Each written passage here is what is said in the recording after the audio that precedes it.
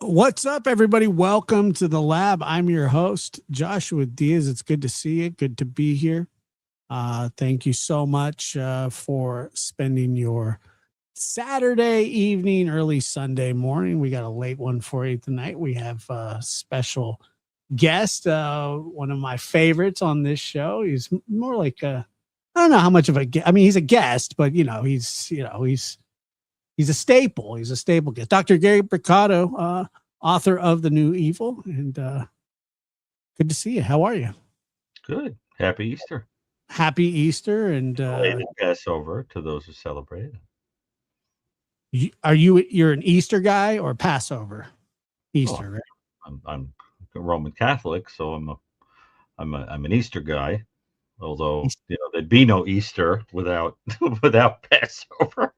but I'm a Roman Catholic, and of course, to those in the audience who happen to be Christian, you know that there is nothing in the entire year more important, or even in the history of human events, for that matter, than Easter.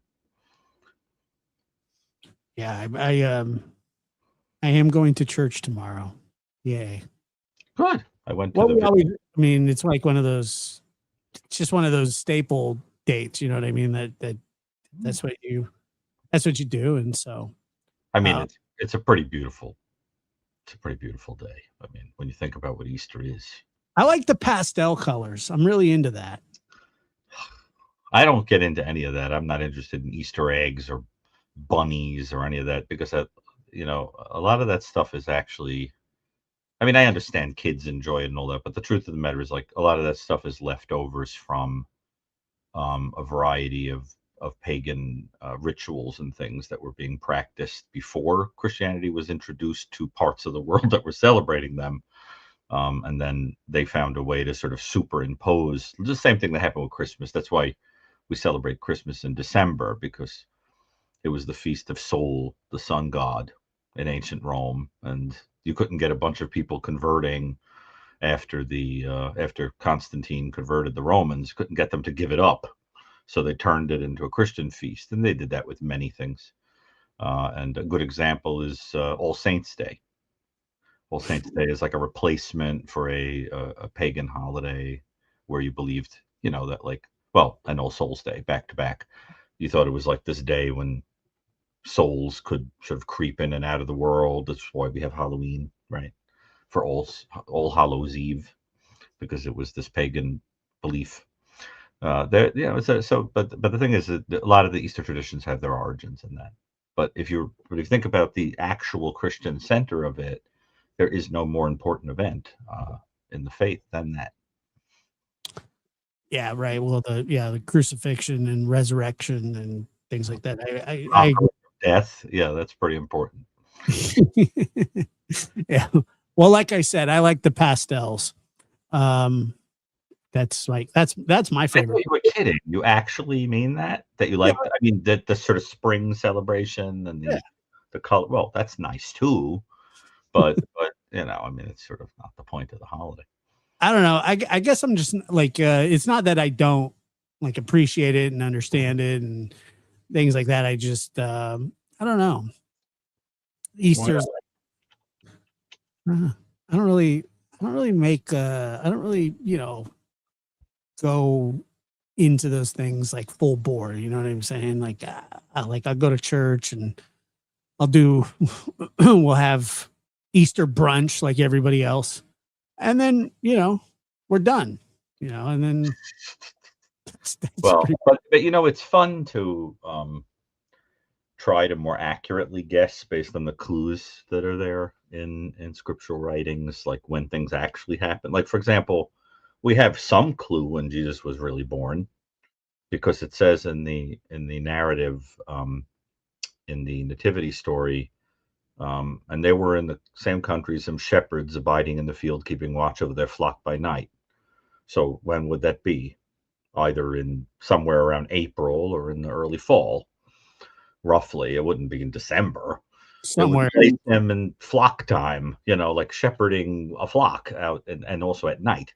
So, probably the clues point to something more like spring or fall being the actual time that he. Somewhere maybe in Persia, Forget that.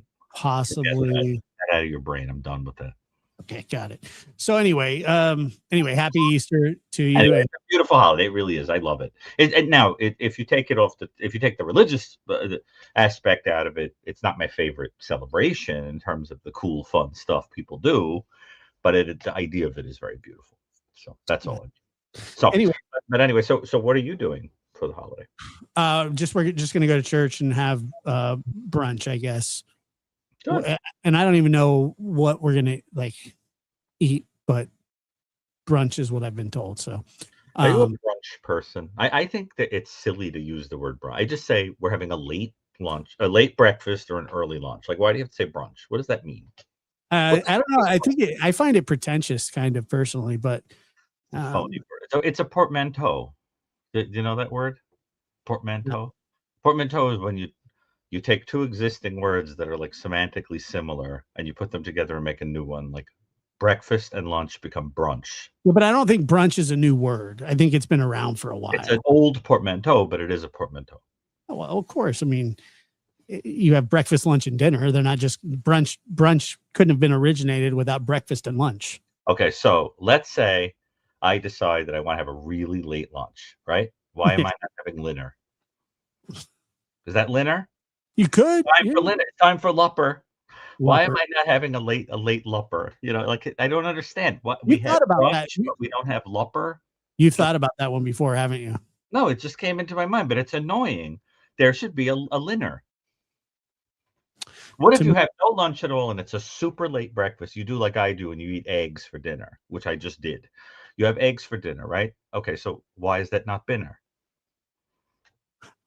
or bupper? because, like I'm telling you, because there's something about brunch. It's like early afternoon. You have something to do in the morning, so you don't eat breakfast, but it's not really lunch and it's not really breakfast. So I don't know. I mean, you can call it dinner if you want. I think we need to coin a term. Somebody said you can call it dunch. So Dunch is good. I actually like dunch better. It's hilarious. Or sunch if it's supper, but yes, it's late supper. So but maybe it's a super early breakfast and then it's Brenner. I'm sorry. This is so ridiculous, but it's yeah. hilarious. Anyway, I just find wordplay funny. You have to forgive me. So we're going to take some calls tonight. We're going to talk some true crime cases. Okay. We got Bundy, we got Nancy Guthrie, uh, the Long Island serial killer. Although I think, are we kind of waiting on that one? Well, it's expected that he may plead guilty, but we don't know. I mean, that's what the reporting says, but we'll wait to see. Yes. You got Yes. some people in the audience, Josh, who are so snarky. My God, Why? that's snark in the audience sometimes. Well, there are a lot of people who like that in the chat are the equivalent of like the old man or the old woman that sits at like watching a busker in the park and throws peanuts at them and goes, perform for me. Yeah, do it now. And like throws the peanut like in you. You're not fast enough. Like, are we here to entertain the masses? Like, what Yeah, is well, that? sort I of. mean, are you kidding me? Like, hit the eject button. I didn't even see it. Did you see that they rescued that downed pilot in Iran? No, I didn't. When did that happen? It just happened like 5 minutes ago. I read it. They did some like crazy maneuver to rescue the survivor. Oh, very cool. That's good. I mean, that's great. Pretty cool. I mean, I Great. think that's great. And so that's a good thing. I mean, every once in a while, and I think we can announce, if it's okay, can I tell? Yeah, let's do that. Yes. So you know, I thought there was a really positive response to the episode with John Lamb and Diane Fanning.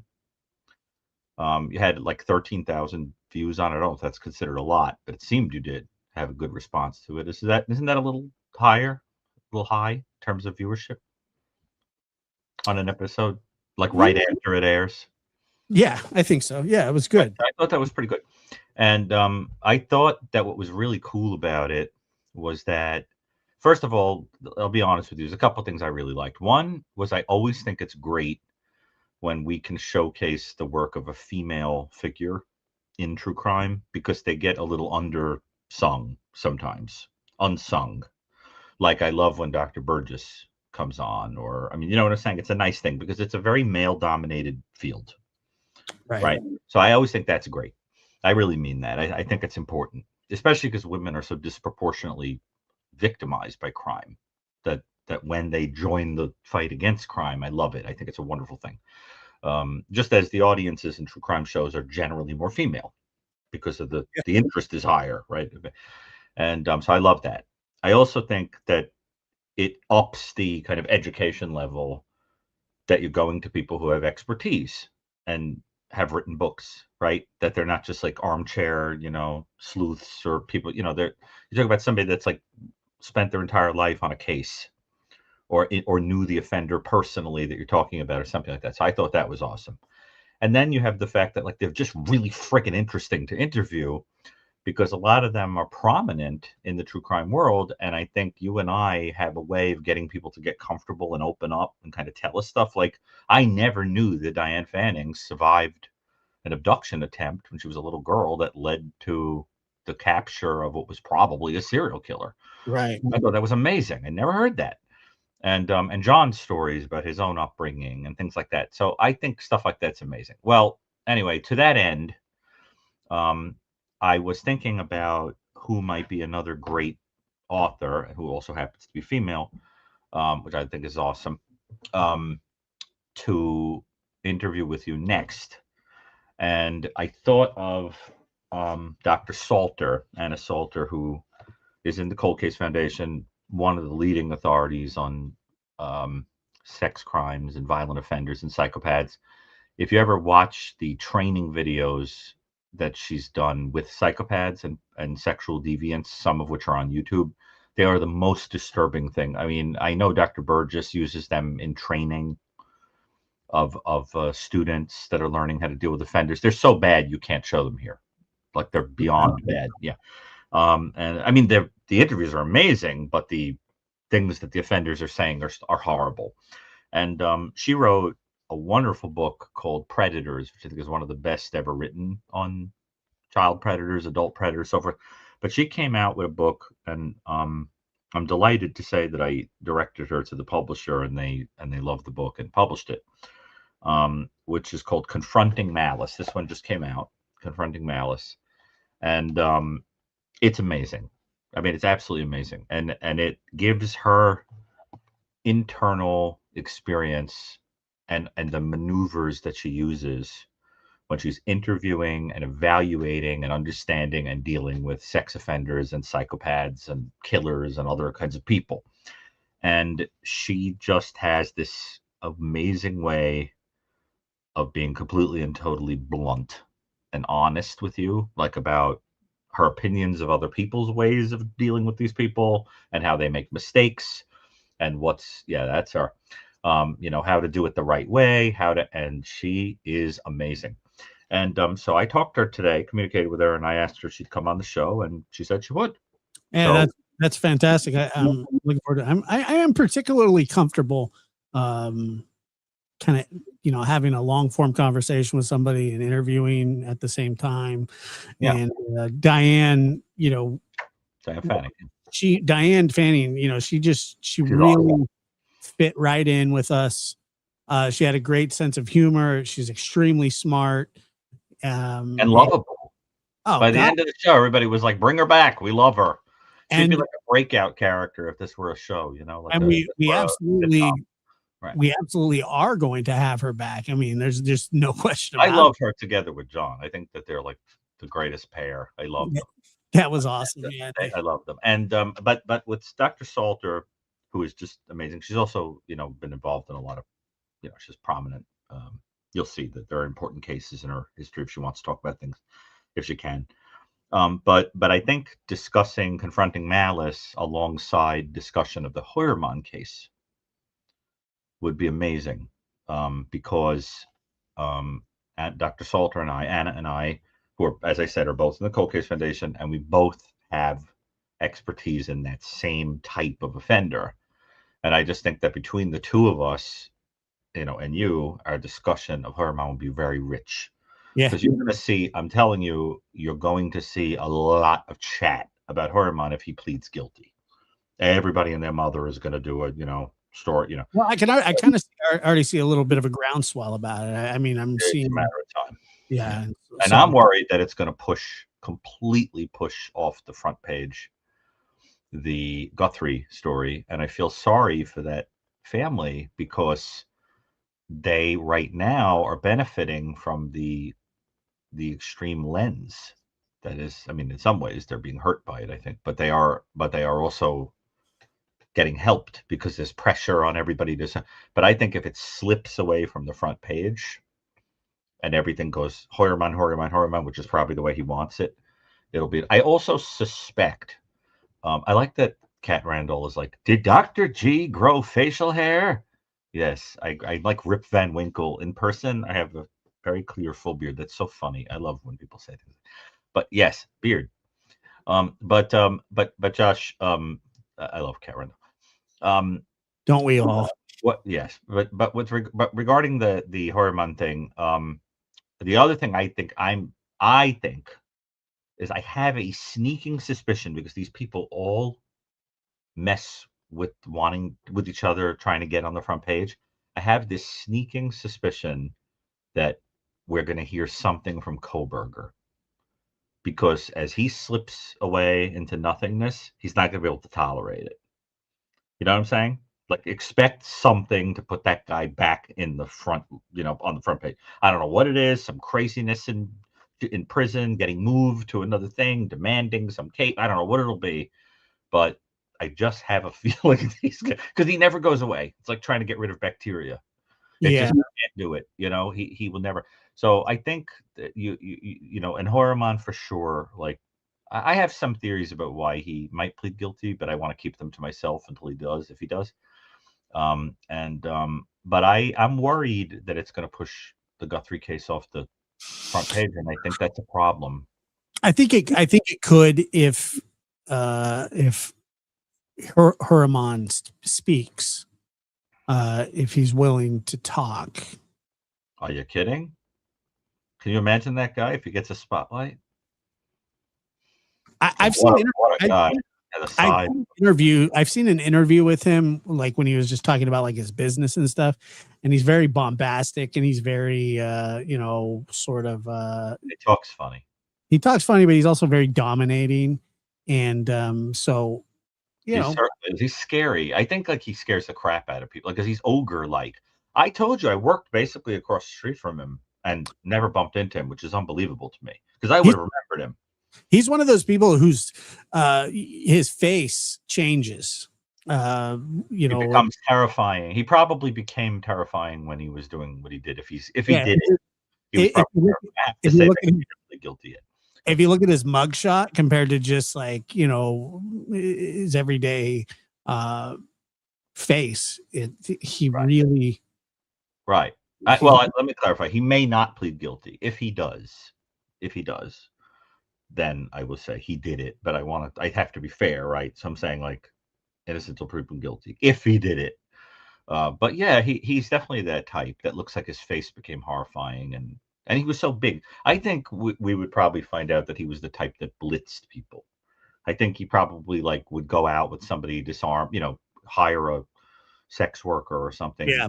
them talk to them, whatever, and then probably get them in a car or someplace and blitz them, and then they'd wake up in some room in his house. Probably, if he did it, he was. It sounds like he was a torturer, and there would have been a lot of steps taken to like not leave DNA and everything. So you got to picture like probably like tarps and plastic and the whole thing, and then all those like objects around that could be used as Yeah, he was you very, know, very obsessional and kind of. Now the other big news, of course, is the Bundy development, which interests me not only because I've always suspected that was a Bundy case. They asked him about it. It's interesting because they asked him about it right before he was executed, just like they asked him about the woman that was in Wawawee, the park that Koberger claimed that he was stargazing in, right? And that where they think that there was a Bundy victim there. And of course, there's no closure on that one. Imagine there is after this. I mean, but these are Utah cases they're looking at because there's like this movement to solve cold cases in Utah. Why? I don't know. Maybe they got some money or something. It's funny because the Cold Case Foundation's there, but as far as I know, we had nothing to do with it. I wonder if anybody's realizing that the foundation's in Utah. If there's a cold case movement, I almost wonder if we have something to do with it and I'm not aware of it, or if we could have something to do with it, or they don't know. It seems like it does. It does seem like there a lot of cold cases do get solved out of Utah. I mean that does seem to happen quite often. All right, let's take our first call tonight. And okay, but I just want to put on the table a couple of things that people might want to talk about. But yes, Joey's in the Joey's on the line. I think so. Yeah. Well, he's going to want to talk Bundy. He knew Bundy's mom, right? Yeah, we'll take his call first. Yeah. But I do think that I always thought that was a Bundy victim.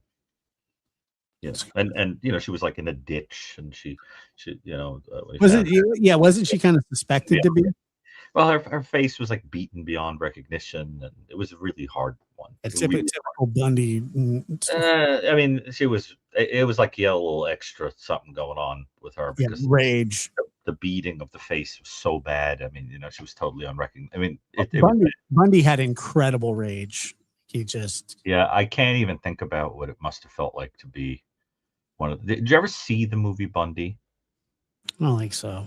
There's a movie, it came out in like the 90s or the early 2000s, and it's actually a pretty good depiction in some ways, although there are some little fictionalized elements, and for some reason the scene that I never got out of my head, there was something about how they depicted it.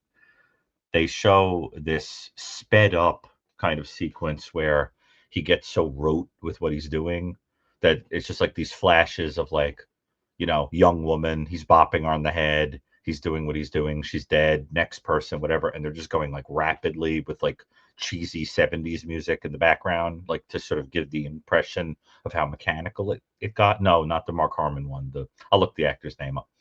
And then what happens is there's this sequence where there's this one victim that he's out in the forest with. I think it's supposed to be Washington State. And you hear like the crickets stridulating, and the he's under the canopy of stars, and the trees are rustling, and she is very silently just sort of like looking up at him on the ground in the dark because she doesn't know what she wants to feel or whatever. And he takes his belt off and he says to her, "Out here in this forest, I'm God." and then he strangles her with the belt, with the ligature, and is screaming on the top of his lungs because he's in the dark and in the middle of the forest, and no one has any idea that he's there or hears him or reacts. So he's just having this like godlike kind of thing of doing what he's doing. And the thing that terrified me about it is she doesn't scream. She's like so paralyzed with terror that the actress, I think, very cleverly and accurately depicts what somebody might be feeling in that moment, or she's probably dazed from having been hit over the head or whatever. And they depict that, and it just, for whatever reason, the scene just like got into my head and haunted me. I hate it. I mean, at least that's how I remember the scene. And I never watched the movie again. I saw that scene and it like stuck in there. I was like, so it's like maybe I'm morphing it slightly in my head, but I think that's it. And it's I really, never saw the one with Zac Efron either. Zac Efron. But I think wasn't that more about like the trial and after he had been caught? Something like that. The one I'm talking about is the one with Michael Riley Burke, I think, is the actor. Yeah, I know the movie you're talking about, but I never saw it. Yeah, that's the one. Yeah, Michael Riley Burke. That, I'm telling you, and the only thing more disturbing than that is the way they depict the Otten and Naslin killings. When he takes the two women from Lake Sam. Oh yeah. At the same time, but it's if you want a depiction that I think is good, I saw it in a double feature with the Dahmer movie. It was like too much in one, it was too much. But no, I did. The only double feature, it was just me at a double feature. Steve, the only double that is terrifying. The only double feature I ever saw was Planet of the Apes, and that was too much. I couldn't imagine a Bundy Dahmer double feature. I mean, listen, I'm the type of person that I like when they put weird movies together in a double feature. And I love when they are the names on the marquee are accidental poems or funny, like 101 Dalmatians Dying Young. Like that's funny to me. You know what I mean? Like they accidentally, like, at least put Dying Young first so that it doesn't sound so weird. But that kind of thing, they put them one after the other on the marquee, and you're like, I can just see realizing how funny that sounds. I can see you just pounding popcorn. I don't know where I got that one from, but yeah. Well, anyway, I went to the double. I didn't think that was a funny double, but it was just too much to see one after. That is so fun. I think the 101 Dalmatians, Dying Young was on Jay Leno. Like he showed that marquee and thought it was hilarious. Terrible. All right, let's go ahead and talk to Joey H. Hold on one second. Hey, Joey, what's going on, man? Hi, is my microphone working? Yeah, it sounds sure good. is. Oh, okay, great. Oh, sorry. Yeah. A couple of things. One is I'm very happy that you guys are back together again on this. It's great to see you guys. You guys are juggling a lot because congratulations. You both are doing some great shows with the Interview Room and even the recent show here with at the lab and stuff. So the one with Diane Fant, wasn't that great? Yes, it was great. It was really great. In the author series, if we do an author series, I think we should.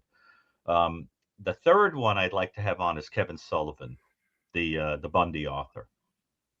He wrote like the definitive books on Bundy, and I've he did a review for The New Evil, and I really like him. That Bundy film you mentioned quickly, that is the best. It's a campy movie, but that's the best movie that depicts the violence out of all the films. It's the best one that depicts, and also the execution. It depicted the accuracy of how they execute somebody. Anna Salter, the Dr. Salter that I mentioned in this book that I just showed, this one that's called Confronting Malice. She has this really interesting part in there where she says that about how she feels about the people who like were cheering on Bundy, like burn Bundy, burn. Mm-hmm. And she's very interesting. She says that she doesn't like that because she feels that in a way that makes people sink to the same primitive violent level as the offender, like cheering on and wanting the person roasted and that whole thing. And she says that human beings, like the whole point is supposed to be that we don't want violent behavior, right? And who are you saying said that? Who are you saying said that? Dr. Salter in this book, Confronting Malice. And you know who else said that, right? Kohlberger's mother Well, said Kohlberg's that also. mother, said that people were like hearse chasers or something like that. She And, wrote a whole op-ed yeah, on it. Yeah, op-ed. Oh, it's like a yeah, letter editor or something. a But the letter thing to is, the I editor. think what Dr. Salter's trying to say is that when you've seen enough of this horrible violence, you're supposed to consider it like, okay, if you're going to execute somebody, at least consider it sad that a human being has gotten to this horrible place where, they did these disgusting things and a human has to be like wiped off the face of the earth. It's like, but to enjoy it feels kind of primitive. You know Yeah, what I'm saying? yeah. And so it's an interesting thing. I mention it because I know you have opinions on that. Yeah, I don't want to talk about Bundy though. I do want to, the case I want to talk about before I got a couple of things I want to mention to Josh and to you. But I do want to briefly talk about the true crime case regarding the Hawaii doctor. Yeah. So anyway, so I want to recommend. You might know this movie, Dr. Brucato. I'm not sure, but do you remember the 1983 movie Without a Trace? Yeah, of course. It's a, What about it? It's on my list that I saw it. Yes. Okay, yeah, it's with Judd Hirsch and Stockard Channing. I bring it up just because I loved it as a kid. I rewatched it recently. It's hard to find. I ordered on eBay and brought me to tears. And the reason I bring up that movie and to the chat, people in the chat should look up this movie because the great thing about this film, it's about a boy and it's based on a true story. It's inspired by a true story, and in the movie at the end, they find the kid. And it's about regarding Guthrie. There's still very little hope, but you never freaking know. Miracles do happen, and that whole movie is about if they assume that this person's a prank caller, a nut job. Wing nut, and she's actually the one who keeps her calling the cops saying, listen, what's going on? This kid's up here in Connecticut and no one's doing anything about it, and she was actually accurate. Anyway, before I bring I don't remember what case it's based on. I know that the movie has Stockard Channing and Kate Nelligan, right? But I don't remember. Do you remember what it's based on? Like what it's a book, and it was about a young boy. I forget his name. If you were to Google up Without a Trace book, it would tell you the boy's name. He was a young boy, and it was a true story, based on a true story. A couple of things, and I wanted to bring this up to Josh quickly. Something I've been wanting to tell to Josh since your experience, Josh, with your father's hearing. Yeah. And I want to begin by asking you, and I know Gary, I know you know who this is, but do you know who Dominic Dunn is, Josh? Dominique Dunn or Dominic? Dominique's his daughter. Exactly. Dominic, do you know who that is, Josh? I do not. Don't tell him, Gary. I want to see if he. Okay. So basically, Josh, you need to look up Dominic Dunn, who is the Poltergeist movie, right? Josh, you've seen Poltergeist. Uh-huh. So the girl in it, the teenage girl, her name's Dominique Dunn. Right. Murdered by her ex-boyfriend. Right. Killed by her boy, and her father is an author, Dominic Dunn. The son is Griffin Dunn. Her brother's Griffin Dunn, the actor. Anyway, the reason I bring this up is because you are an expert in the O.J. Simpson case, and you seem to me, you remind me of the trajectory that Dominic Dunn took as an author of true crime. When his daughter was killed, Dominique. He got obsessed with true crime cases and started following. He began with the O.J. Simpson case and started writing books. And in a way, your situation, you have sort of. It seems to be very intrigued by true crime cases, and you may have started with your own life circumstances and your own life story. Yeah. Okay, so I'm introducing it with this. Wait, hold on. No, the other thing that I liked that he wrote was I liked what he wrote about the Menendez case. Yes, and he did a couple of other people, Michael Skakel and Klaus von Bülow. Wait. So that's the guy.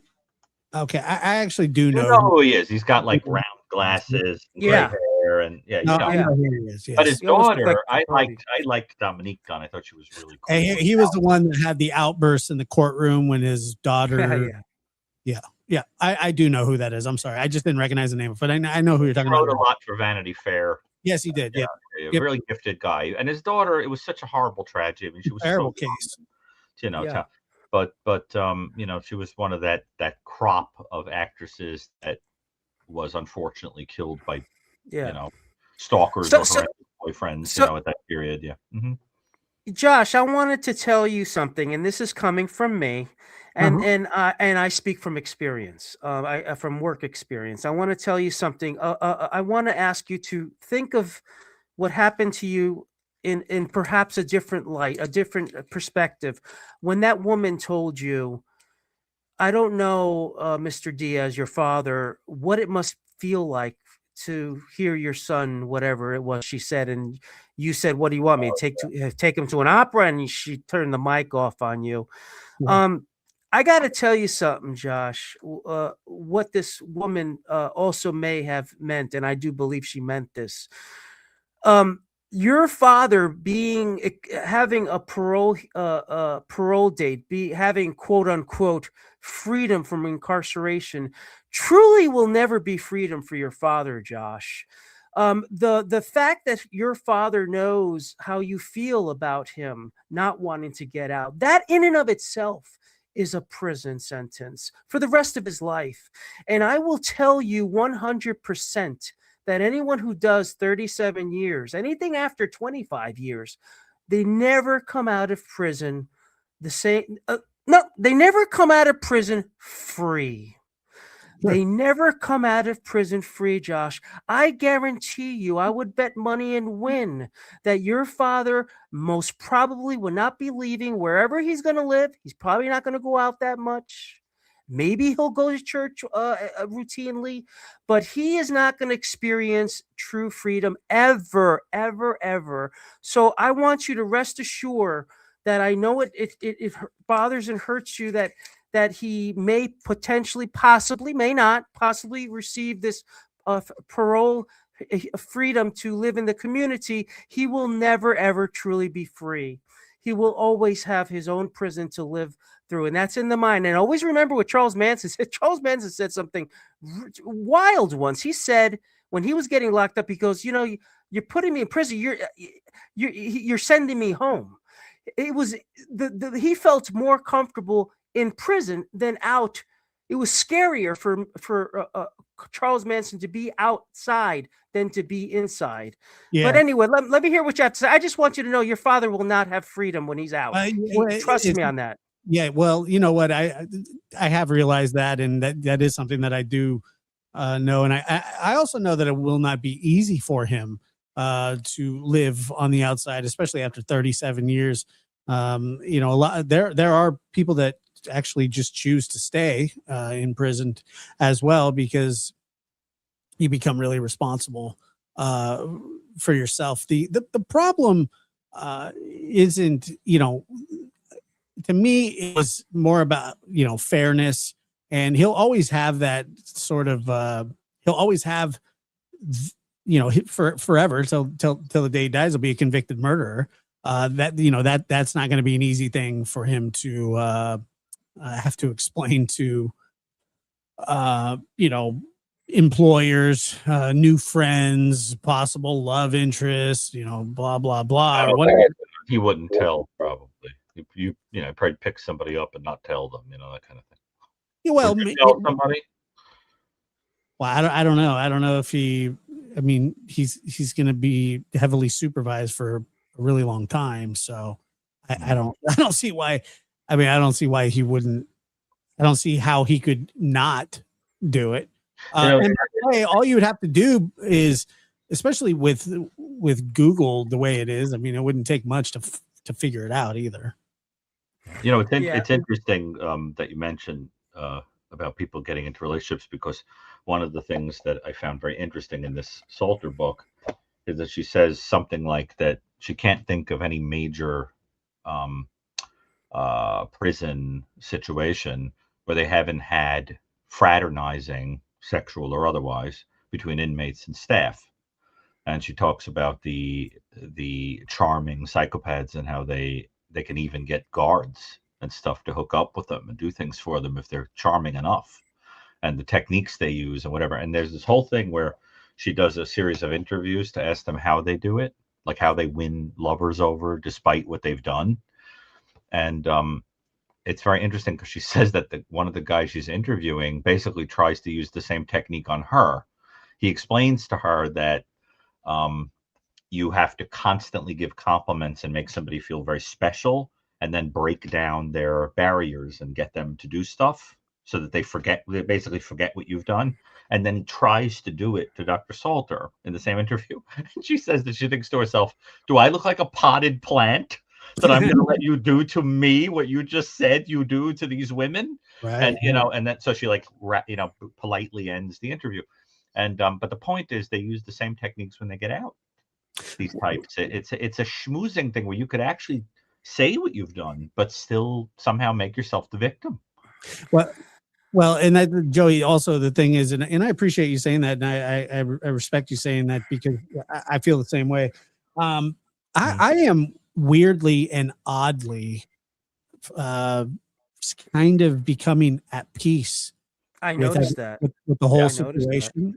My sister was talking to me about it yesterday, and she's a bit more, she's struggling with it a little bit, and I think that she's a little bit upset with me, not, but she's like, how can you be so cavalier? And I said, well, I just don't know what you want me to do. I don't know why how would you want me to feel? I've had conversations with the guy in the last 10 years. I'm the only one. I haven't talked to him I think it's been about 10 years since I've had any sort of contact with him. But other than that, and she's, she just tells me, she goes, well, I'm not buying it. And I said, you're not buying what? And she said that, you being so, at peace about it. And I said, well, I'm not selling it, so it doesn't matter if you buy it or not. It's just how it is. There's nothing. There's at some point, after the appeals and everything like that, when something gets taken from you like this, there's just nothing to do. It's not up to me anymore. Look, if I had all the power in the world, he wouldn't, but I don't. Unfortunately, it's not my decision. And Josh, I want to say one more thing before I go into the true crime thing. Is you are a remarkable person. You're a better person than me. The fact that you speak so highly of his mother, your grandmother, your paternal grandmother, how you speak so highly of your uncles, his brothers. It's remarkable. I could not do something like that. Although on the other side of it, I probably couldn't protest the release either, but I could not. The fact that you're able to love them like that, it's remarkable, and it's why you have you've done all you've done with this podcast, and the relationships you've developed with people like Dr. Gary, with Chris McDonough. You are a very remarkable, unique person and a very special person. And if I had a choice of who I would want to have as a father or a brother, it would be you. You're an incredible person, Josh. You're a very remarkable person. I was waiting for you to say, Josh, you're a better person than I am, but both of us are better people than Dr. Gary. That would have been pretty funny, but which it's probably true. Let me, Gary, but your beard, Gary, you look like Miami Vice. You look so freaking good looking at this point that I would want you to be my hangout buddy, I guess, if you look like. Boy, I gotta get those. I get one of those bad Miami suits. Joey, let me tell you this really quick, and then we can move on to that. Is that my uncles? Move on to the true crime question. Yeah. But my uncles and my aunts. So 3 of my uncles have passed away. His brothers, and I loved them all dearly, and I miss them. And my grandmother, his mother, has passed away, and I loved her and love her, and I miss her dearly. They were so good to me and my sister for all the years after what had happened. and they never they never made us feel uncomfortable about it. They never asked us, you know, anything inappropriate. They never really brought it up unless we did. And I just, I knew that they were, I started to realize that they were victims as well. They were all of them were very close with my mother. I mean, very close. And, you know, so I understood that as well.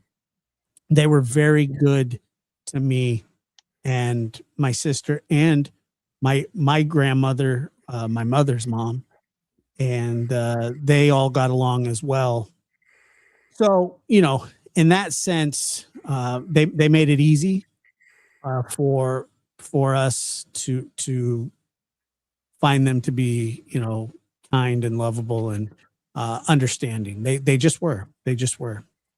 Well, you got a lot of people who love you, and if you got my email, because I've emailed you before, so if you ever need someone to talk to, especially if your dad gets released, talk to me. Because real quick, I don't want to say too much about what I do, but I think Gary probably figured it out. But I reintegrate people back into society, and I reintegrate people who've done stuff like this and who've done a lot more time than 37 years. So if you ever need to talk, if Dr. Gary's writing a book and he's busy, you give me an email and we can talk. All right, let's talk about true crime.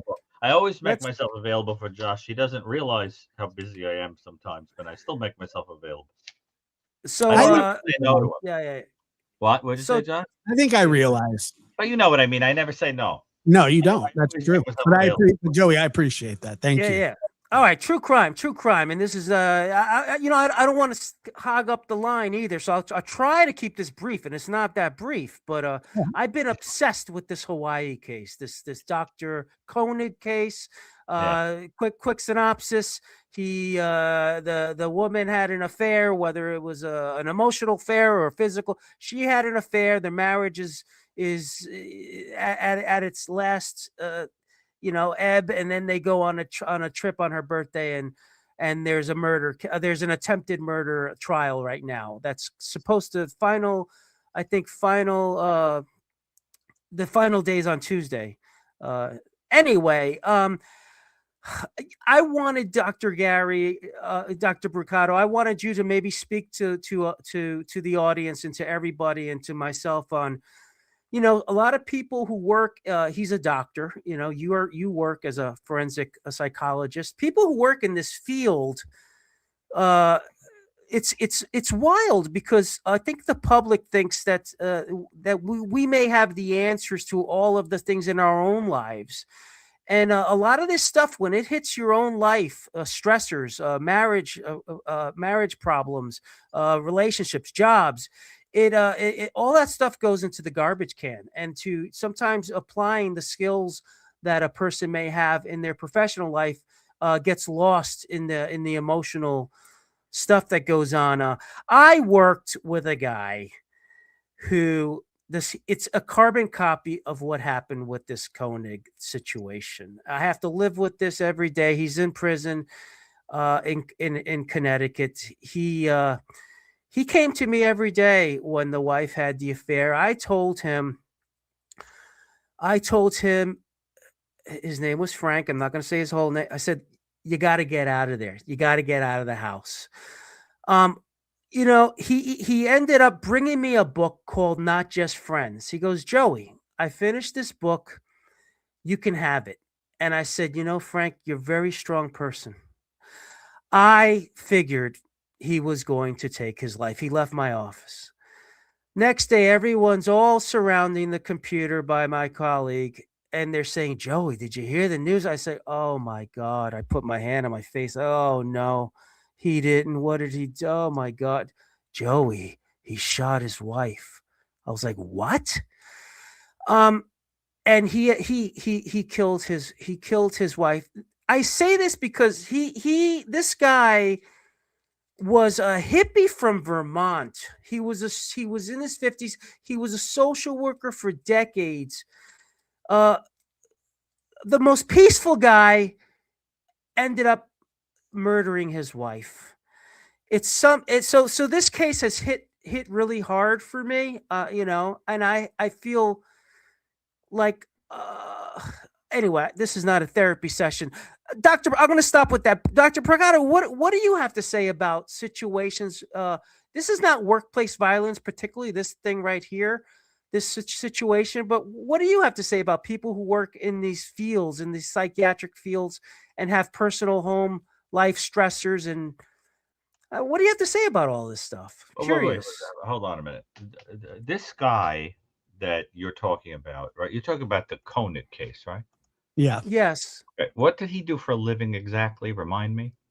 He was he gave anesthesia, Right. anesthesia. And the idea, if I remember the case, the idea is that he like unlocks his. I mean, the accusation is he unlocks his wife's phone, goes into like detective mode, finds out that she's having an emotional affair with a coworker, right? My Like, coworker did the exact same thing. right, an Yes. emotional affair. Now, I think we have to start with that because I have to tell you, from treating people, I have learned, and I've also, I hate to say, learned even for personal experience. Maybe you have too, Josh. I don't know if you have, Joey, but if you've ever had someone have an emotional affair, in many ways, it hurts more than finding out if they had a physical one. And the statistics bear that out. This is for both men and women. Just very, very humiliating and makes you not want to go near the person again. I mean, do you guys know what I mean about the difference between an emotional affair and a physical one? Yes. Yes. Okay, Yes. so how might we describe for the audience the difference? Well, I mean, obviously, physical is you're talking, a sexual affair, and then Exactly. emotional is like leaning on somebody, telling them their most intimate thoughts, and looking for comfort, and telling them "I love you" and all that kind of stuff. And sometimes telling them how lousy the partner is. Yeah, while having Right. somebody else that you're supposed to be doing that with. Right. Correct. So you're saying to this person, you know, tonight I came home and I made this nice dinner, and he walked right in and took his shoes off and went to bed and didn't even look at the table. But I know you would notice, that kind of thing. So you're like gassing up the head of the other person and comparing them in your mind, but you don't leave the person you're with, right? So both people, everybody involved is getting hurt. Everybody. It's wrong all around, right?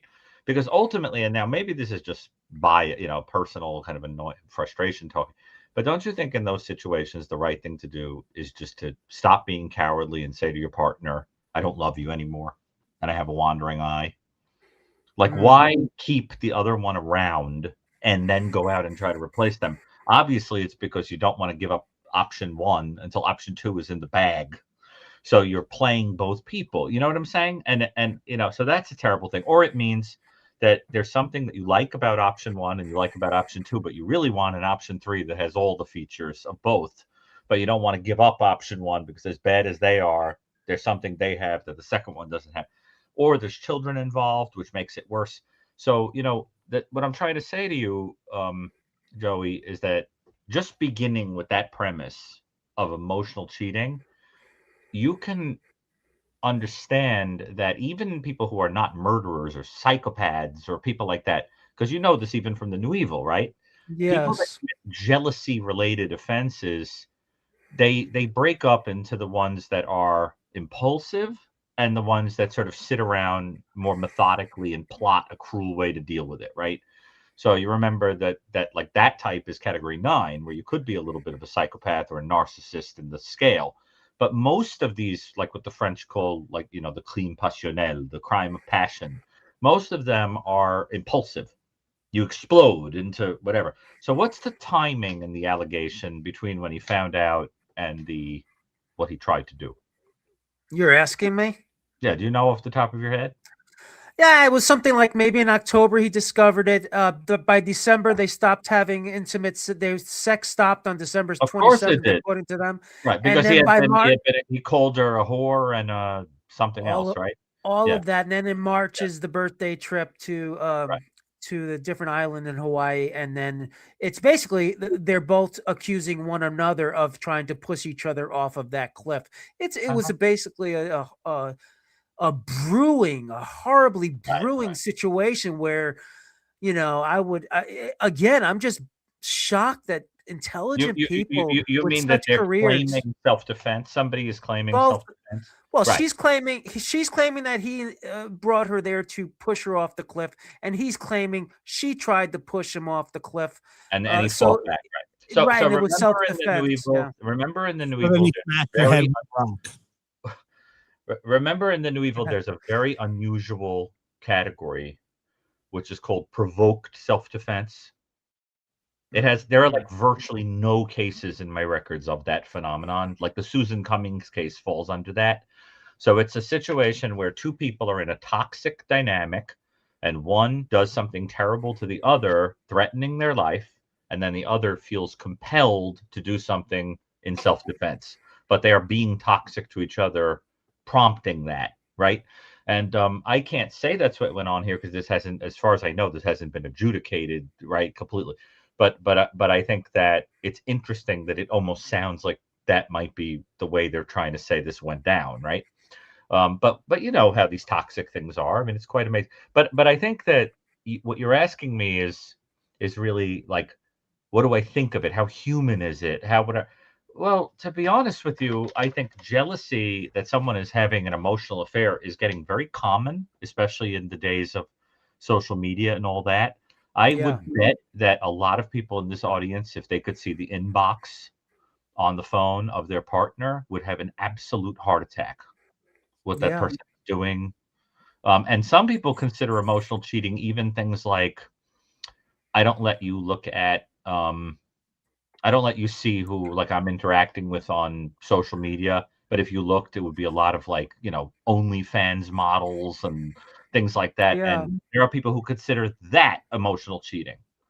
yeah, So that kind of thing. I mean, think about it, how easy it is. And so it affects the trust level very, very badly of a lot of people. Now, the question you had is a little different, is about men in certain professions and how that, what exactly did you mean? You mean like, well, not you mean the men. guy who had the emotional affair with supposedly, or the guy who got cheated on? No, it's not men. It's people who work in Right. professionals, people who are professionals and should know better. It's just astounding to me that when jealousy kicks in, Yeah. these human instincts kicks in, all of that intelligence and high IQ goes into the garbage can. And I got to tell you, it blows me away. It's shocking to me. Sometimes the most common person may have what's called common sense enough to just get out of Dodge, just get out of that situation. Leave, Right. don't live in the same house when you're having when you're not when the intimacy is when the relationship is breaking down. You need to separate from that stressor because it's just going to boil Yeah, like but doing therapy with people, I've learned that especially when it comes to couples, if you get them in the same room and then you talk to them separately, their versions of events are like it's almost like they're from different planets. Two people in a relationship can talk about the same argument, and it's like they weren't in the same room when it happened. They just don't see it the same way. You see what I'm saying? So that like you'll get a couple that I don't know, they're arguing over I don't know a comment that someone made at a dinner table. They won't even remember the verbiage the same. yeah. Or that kind of thing. So it's very, very interesting.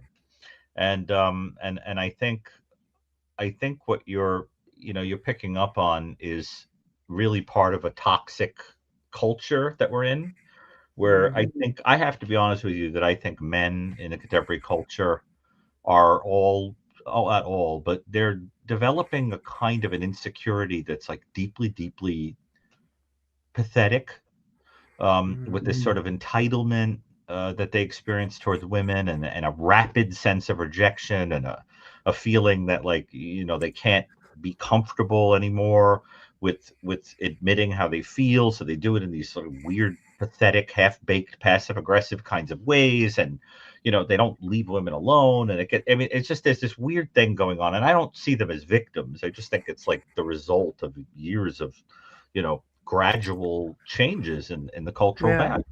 And I think it's deflating the egos of a lot of men. They've been used to tens of thousands of years of living in a patriarchy. and Yeah. things have changed, and they're, so what? Good. But Yeah. I think they're getting deflated, and they get possessive. And I think that as women gain freedoms and say, I don't have to stay with somebody who's treating me like crap, or somebody that I'm Yeah. unhappy with. I don't have to. These men go back to caveman brain and think, I'm just going to sort of take you, right? Yeah. And to get back to Bundy, I think that's why there's this whole swath of men in this country who think that Bundy is some kind of anti-hero, like he's like Jesse James or something that just went out and took women. And you're sitting there going, like, are you freaking kidding me? He's like a pervert. So I think, it's interesting. Now, Josh, I don't know why people in the audience are saying, are you okay, Josh? I mean, do you look like dejected or something? Like, No, I'm just listening. well, don't you agree that there's something happening to men where they're reacting to cultural changes with this kind of entitlement and jealousy and nastiness and aggressive more than they need to? Yes, yeah, and there's like a false sort of machismo about like my woman listens to me and Yeah. she's at my beck and call and blah blah blah. Well, Yeah, your father was motivated by jealousy, was he not? yes, no That's what I'm question. saying. So doesn't this bring us full circle right back to Oh, wow. right? Yeah, I mean, it brings us full circle right back. So Josh, explain a little bit. I mean, I think you'd be in more of a position than I would to talk about the absurdity of the man who thinks that if I can't have you, no one can. Because yeah, that's the classic thing at the center of this. yeah. That's sort of it's sort of like you said, it's even exploded over the last I don't know. I would say just from when I've been paying attention to it, at least over the last 15, 20 years, to be honest, that when I've started paying attention to it, it's gotten really, really out of hand. And now you have these people who are like recording themselves while they're getting abused and posting it on Facebook, instead of walking out or calling the cops, or, they're like, I'm recording this for the cops and things like that. And it feels very, very strange, to witness those kinds of videos. I mean, I can't even stand it. But I used to think about Chris Watts all the time, and it's just like, why the lady knew that he had a family. Why couldn't he have just left? And I always come back to he it was like, it almost felt like it was in a sense financial, but I think he also felt belittled by Shanann, and sort of just didn't want her to exist anymore and wanted to move on with his life. But he could have done that in a way that he just drives me insane just thinking about him. But Your father. no, Chris Watts. Oh no, because I'm saying that in a way, you slipped into Chris Watts. It's because, it's because I never understood why people couldn't just walk away. I always thought that was probably the easiest thing to do for personally, was to be that. Yeah. Does it hurt your feelings? I guess. Yeah, it does. I mean, sure. Why wouldn't it? But, if somebody doesn't want you, that would hurt your feelings. What do you do? I mean, you ever had your feelings hurt before, Joey? Well, if I ever have my feelings hurt, let's say by you guys, I probably would invite you to Hawaii and take a hike, and we'll see what happens. Let other callers get in. This talk is going on forever. I love you guys. I promise you, I'll bring up a better topic next time. It was good. I appreciate it, Joey. Right, Thank you take so much. care, everybody. Right. Bye. See you. Joey's a trip, isn't he? I love him. He needs his own show. One of my favorites. But he's a character. He's like an authentic, bona fide, like one of those people you couldn't make up if you tried. Like, he's a complete, total character. I bet he looks like a character too. I'd love to see him. He must just be a character, like all around. I love people like that who have like an individuality like that. Yeah. All right, let's go. When I'm old, I want to look like I want to look like Roman Castevet in Rosemary's Baby. I'm gonna have like the bow tie and those wacky seersucker suits, and You're getting close. Yeah, and I'll tell crazy stories, like you name a city and I'll tell you what's great about it, that kind of thing. I love that movie. Yeah. But yeah. Have you ever seen it? Knoxville's a great little town, I got to tell you. Okay. Autumn, go ahead. You're on the air. Where are you calling from, Autumn? Indiana. You've called before, have you not? Yes, I have. Okay, I think I remember your voice. Yeah. I feel sorry for you then. Can I tell you? But for other reasons. Right. Yeah, people feel sorry for me generally, It's okay. When I get off the call, they're going to put me on this big wheel in the center of town and spin it around, and people are going to whip me like the Hunchback. Yeah. It's going to be a lot of fun, and Josh is going to be spitting on me. It'll be great. Yeah, it'll be fun. Yeah. Do it in Times Square. Yeah, no. Josh wanted it in the middle of Walmart. Oh yes. Oh, that would totally a Walmart thing. He said that's all I was worth. That all we'd be able to get is people in the middle of Walmart. That's okay. The rollback center. Yeah, exactly. Right. I don't even think. Would you get one of those fold-out tables, Josh? Yeah, the one and it'll break in half too. Yeah. Yeah. It'll break in half. It's true. It's terrible. Anyway, go ahead. So I was calling to ask about the Gannon Stalk, Letitia Stalk case. Oh, yeah. I bet Josh has a thing or two to say about that. Oh gosh, it pisses me off to no end about why they're going back through this. But I don't know if you caught my last After Dark, but I went on about that for a good 10 minutes. I was talking about how we should just start digging up people who were found guilty of crimes and putting them back on trial, and like we should fill OJ back up with blood and put him on strings and retry him. Just retry everybody. Let's just retry everybody, Right. Yeah. Let's, marionette OJ. It pisses me off. Same. And for such a reason that, like, how could they not foresee this?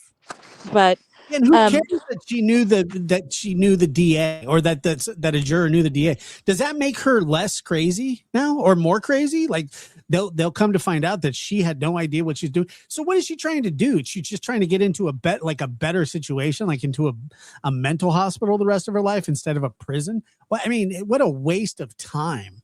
Yeah, I have no idea. But my question, I have two questions. One is, do you believe that Letitia's going to put on a show again, kind of like she did in the last trial? I kind of feel like she might. Yes, I do. Yes, you do. Josh gave you the quick answer of what he thinks. Yes, that's what she does. She's a bona fide loser, murderer, idiot. I can't stand her face. I can't believe that. I won't even. If for some reason they find her like insane this time, I will go insane. I just can't believe this. We can have an insane party. Might as well. Yeah. Well, Josh has a bias, a very strong bias. Like he would never get on this jury because he has very, very strong bias against people who hurt children and particularly mothers who do. Like, and I think this is her stepson, right? Yes. Accused of killing. But you know what I'm saying, Josh? Like that, I don't mean that everyone doesn't find them horrible, but for some reason, like those cases just make the steam come out of your ears. Like Mother's Gone Bad, you have like a special thing with that. And people who hurt children generally, I know you. Parents who are I can't either, but abusive towards their children and who just discard them like trash. And then on top of that, like Casey Anthony, I have no idea. People always ask me whenever I talk about it, like, do I think that she murdered Kaylee? And I always say, like, I don't know if that was like her intent. I think that she is completely responsible for her death. And to me, that's just enough. I mean, I don't care, anymore. She's a horrible person. She's a terrible person. She's responsible for that child's death.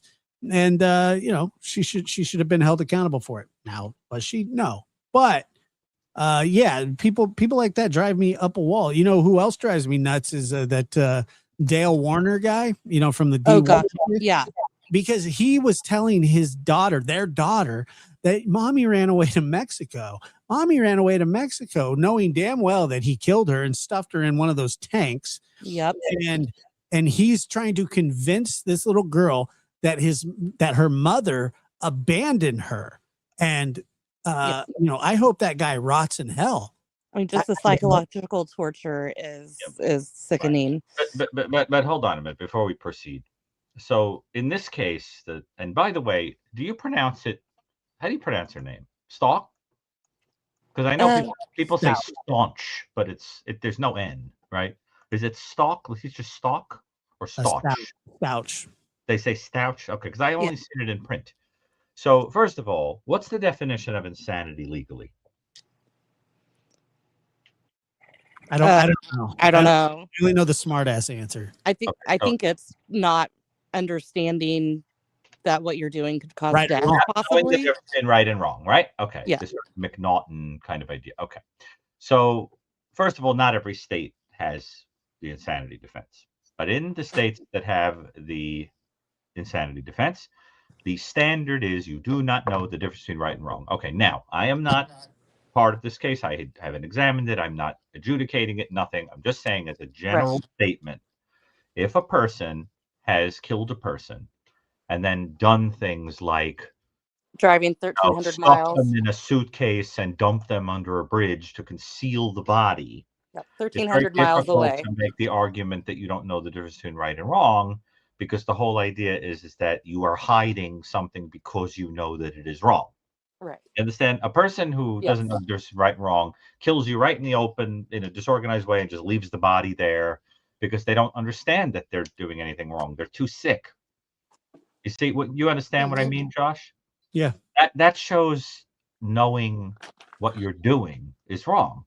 And it shows a state of mind. It shows at the very least recovering from whatever overtook you. And she put the kid in a suitcase and drove him to Florida and left him under a bridge. Right. I mean, so look, I'm only saying generally because I don't know, but the thing is that the idea would be to make the argument that she had some sort of like explosive psychotic experience. I think based on what are they saying that she had like trauma, and that she had a psychotic break basically that was like acute and all.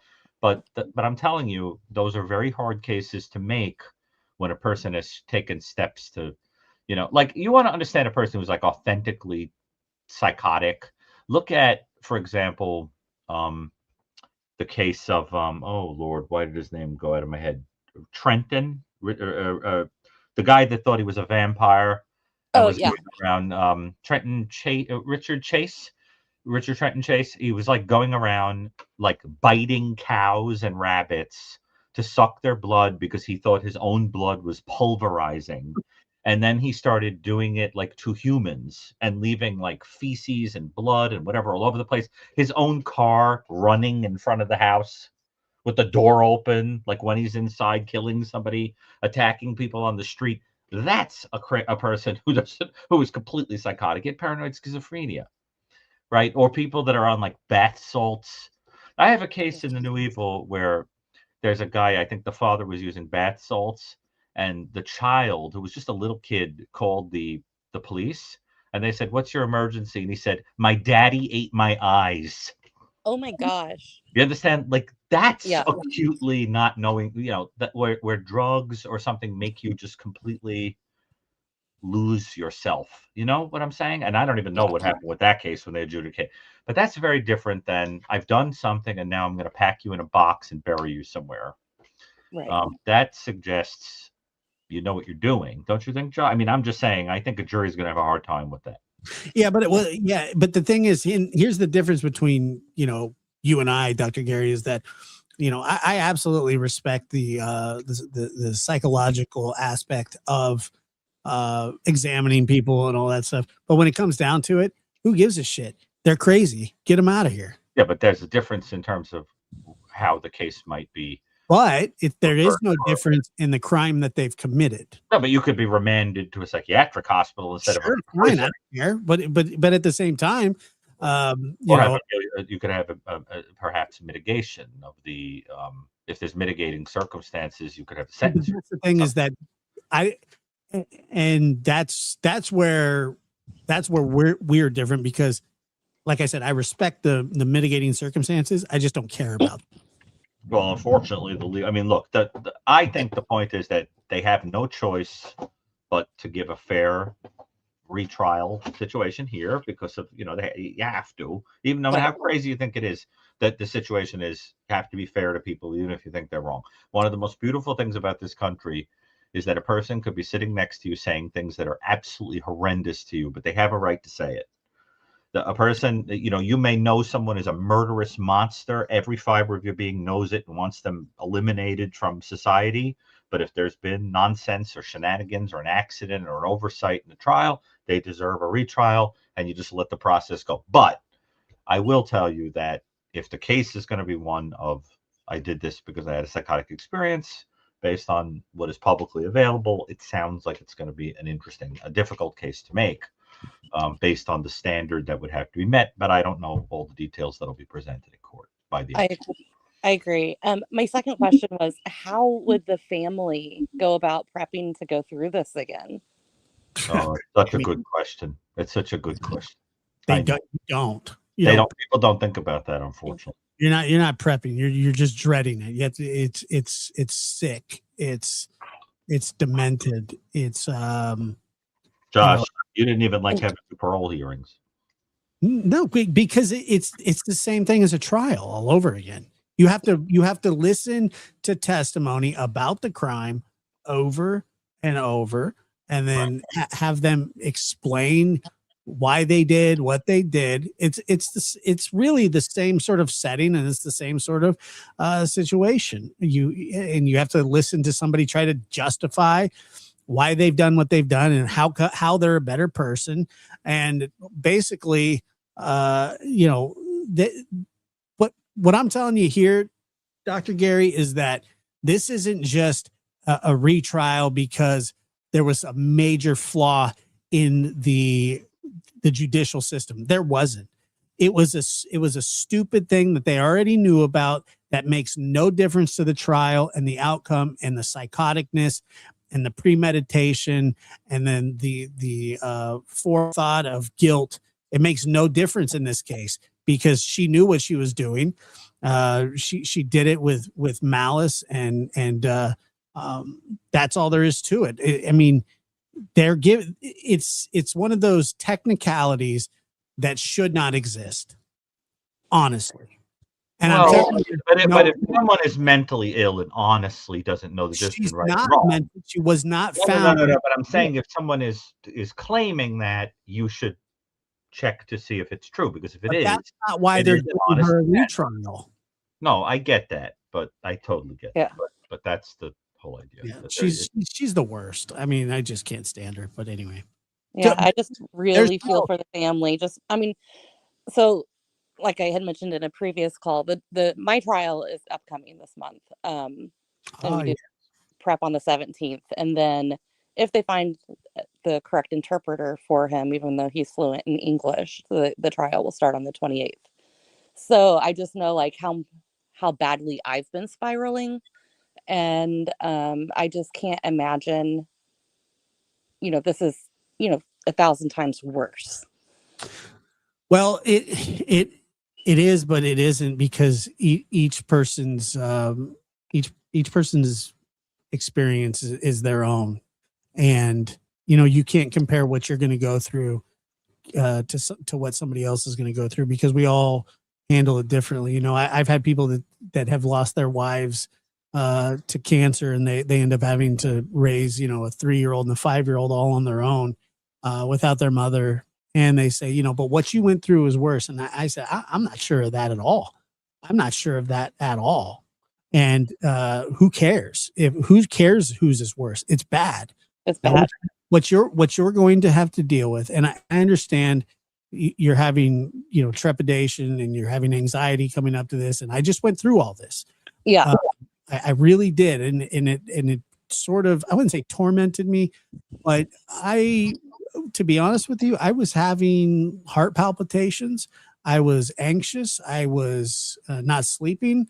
I was worried for my family. That's who I was worried for. And all that's gone now. All of it. And like I said, I was having that conversation with my sister. And she's like, I just don't understand how you could. I have been working on myself for the last, drastically for the last 6 months, mentally and physically, to prepare myself for these kinds of situations. And I feel like it is and has been paying off. I've put in a lot of hard work. We can all see it, Josh. You've got a sense of peace about you. And I really do appreciate that. I've done. Now, I wouldn't even say I was a nervous wreck, but I was anxious. But I can't imagine, had I not been putting in the work that I had been putting in, how I wouldn't have been able to be strong for my family while it was going on. It was, I'm telling you, that day, I can't explain to you guys, and nor do I, have any, intention to, but because it would be impossible. But I can't explain to you guys the angst and the anger and the sadness that I had to watch my aunts and my sister experience that day. That is what was tough for me. I sat there stoic. I didn't overreact. I kneeled next to everybody, asked them if they were okay. I held their hands. I hugged them. I said, it's going to be okay. I'm here. We're here together. But it was hell. It was 4.5 hours of pure hell going through it, watching them deal with what was just perceived to be an injustice, but I was prepared for it. And that's what I would implore you to do. Be prepared for every situation. Try to prepare the best that you can,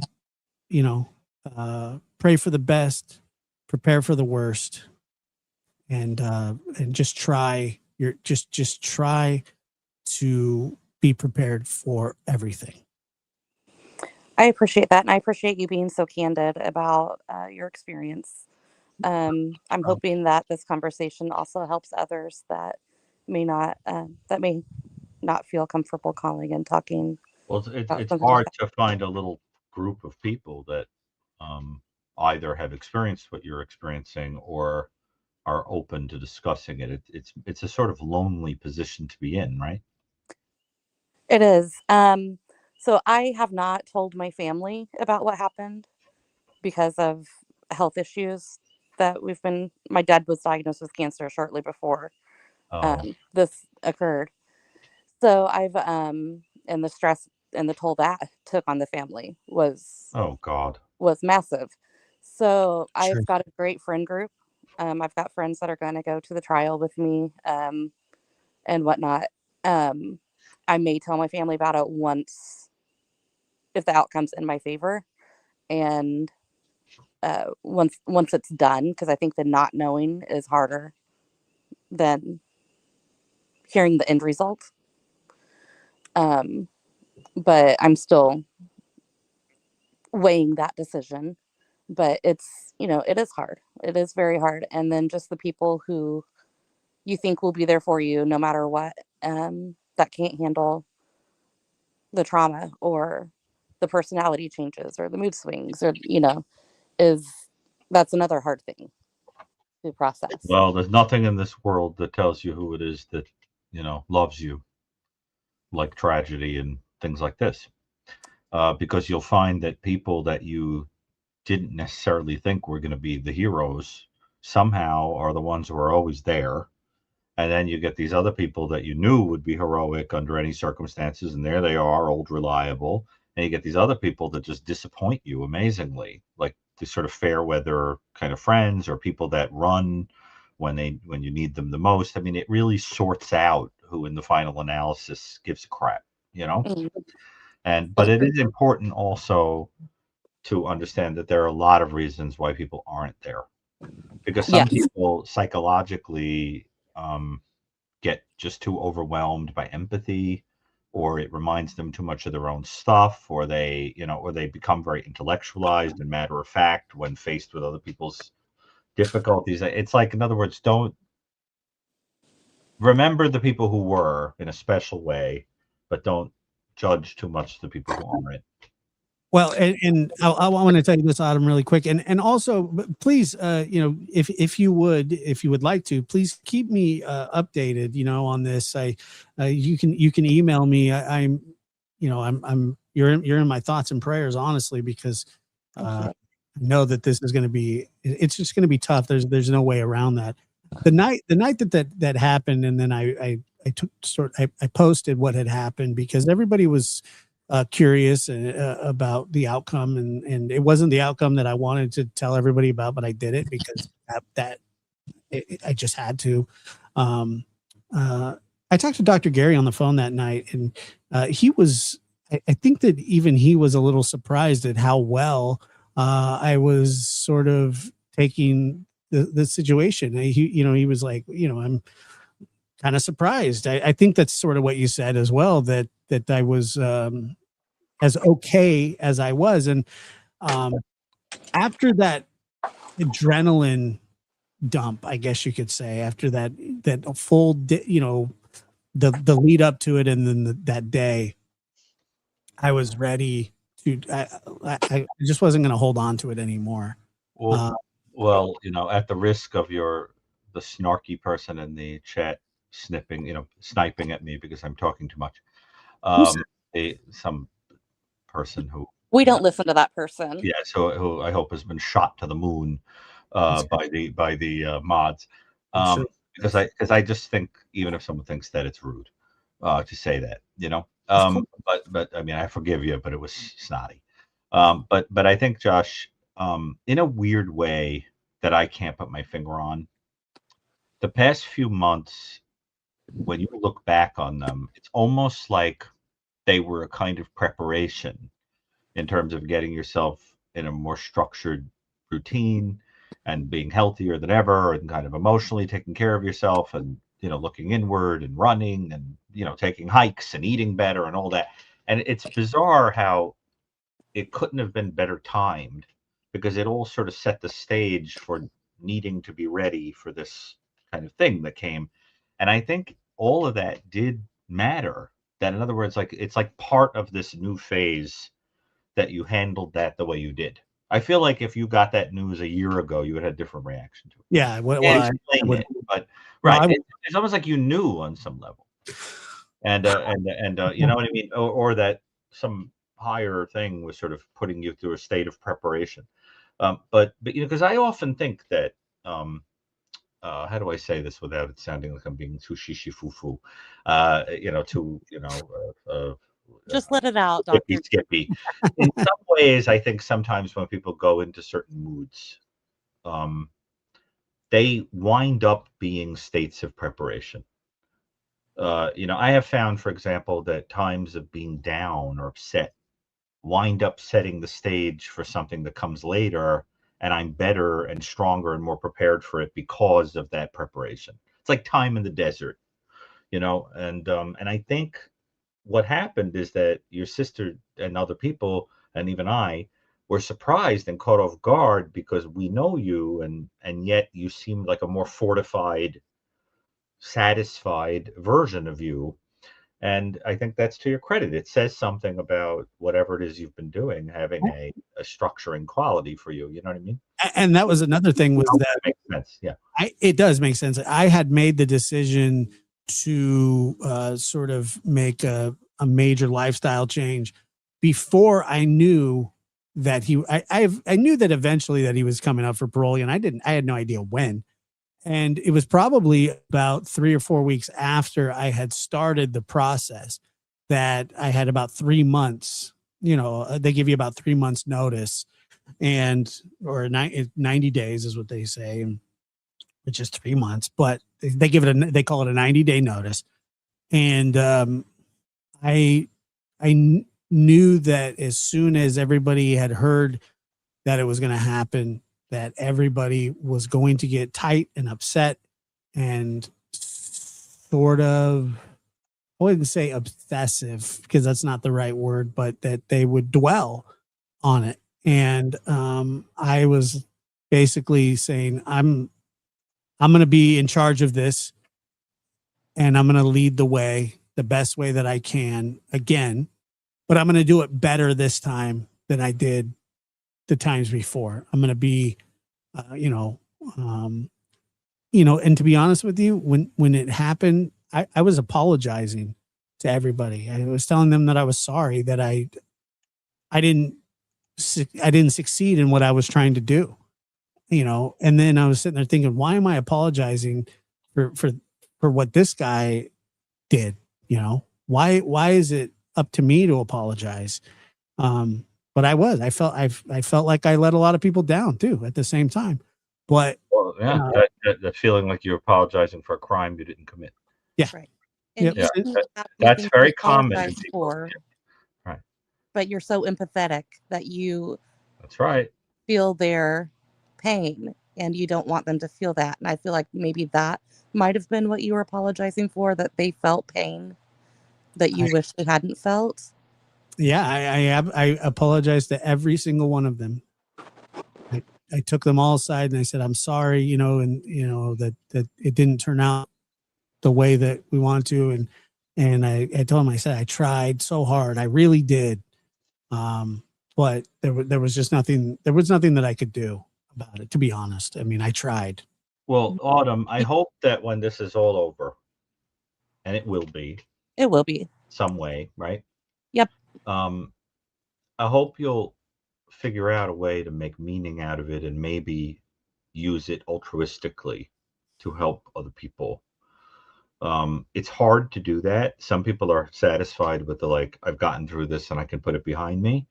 But people who are more empathically inclined, and I think you are, have a tendency to sort of try to find a way to channel it into something. Josh is doing that with this show, for example, don't you think? Yes. Right. I think he is, for sure. He's definitely set a great example for everyone that comes here and interacts with him. And can't you picture that in some way you might eventually try to use this to sort of replace the darkness that's been put out into the world by this event with some kind of goodness? I think so. I've actually been thinking about that, Dr. V. I'm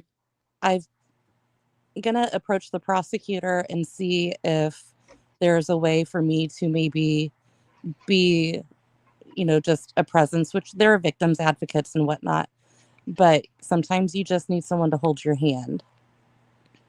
Yes, and be there, be in the courtroom with you. Like I have my friends coming, but what if somebody doesn't want to open up that much to people that they know? So of course, that's absolutely true. Yes, 100% true. But you have such a sweet and kind disposition that I think one day, if you get into the place where you feel you could do it, you could really become a safe haven for other people. Thank you. It's true. I appreciate that a lot. Yeah, those were just basically my two questions of if Letitia was going to show out at the trial, and how can we as a community support the family having to relive this nightmare again? And I think we kind of covered a lot of that. Yeah. Yeah. Well, like I said, I appreciate you calling in, and if you, I am curious about the outcome, and if you need to reach out, feel free to email me. Thank you. I have both of your emails saved. I didn't want to come off as like a creepy person. Oh, don't worry. You could reaching out never beat some of the messages that I get, and I'm sure Josh gets. Well, I'm just I get messages that, no joke, I'm like, wait a minute, is the Unabomber dead? Like, how did I get this message? I don't understand. I thought Ted Kaczynski was had killed himself. I don't know I get really strange, and forget about the mail that I get. I mean, it looks like Zodiac sent it. So with the double postage. So, but look, one very simple thing I'll say is I've learned from treating people who, that's so funny, Kelly. I've learned from treating people who have experienced traumatic events is that the traumatized person has a quality that is very much like, how do I say this? Where it's like the event keeps happening on loop. Yes. And you have to be okay with just listening to a person tell the same story 100 times, and that is very important to them, right? Hmm. I can imagine you get love letters. Oh, come on, Josh, you've gotten love letters, right? No. Oh, you too told me I can email you. Now you're gonna get some. Oh, boy. No, I don't. I Go ahead, don't I have to go get hip. like But letters like in the mail. oh my God. I've gotten some things like that, Josh. I'm sure you have. Nah, no, You're pretending that you don't. I can't remember. I've gotten some special ones, yeah. But it's unbelievable, you know. And it's usually things like, I know that you are very drawn to people that live in the darkness and have experienced deep disturbance. As a consequence, I thought perhaps you would like me. Let me tell you a little bit about myself. You know, Okay. that kind of thing. I Like, can. here's my resume I and, you know, can the extensive say. list of people I've dated and nearly killed. I can say unequivocally that I've never gotten a letter like that. Are you serious? I get the most unbelievable message. I mean, I'm not saying that I get them often, but Right. every once in a while. And I had someone one time who, no joke, said to me something like this. I'm a really big fan. I would love it if I could meet you and maybe get your autograph or something in my book. The truth is, I often see you. Like, I see you come in and out of the office and whatever, but like I don't ever come up and tell you that I'm there, but I'd like to. So would you like me to? And I was like, okay, gotta go. Like, you know, like changing the office. You know, I get very, very unusual messages. Very unusual. My favorite are, because, you know, I get a lot of people get ideas about how to solve a case, and some of them are really good, but some are very strange. You know, you get some really unusual stuff, you know, like, oh, I think I have finally solved the DB Cooper case. You know, like, let me explain. The DB Cooper case. Yeah, like, you know, I know the answer of how it happened. And sometimes the thing they say is so bizarre. Like, they'll be like, I figured it out. DB Cooper is, you know, Philip Seymour Hoffman. I'm like, they weren't alive at the same time. Philip Seymour Hoffman is dead, and it's not possible. And he looks nothing like the sketch. What's the Well, connection? I had somebody try to convince me that Katy Perry was John Benet Ramsey.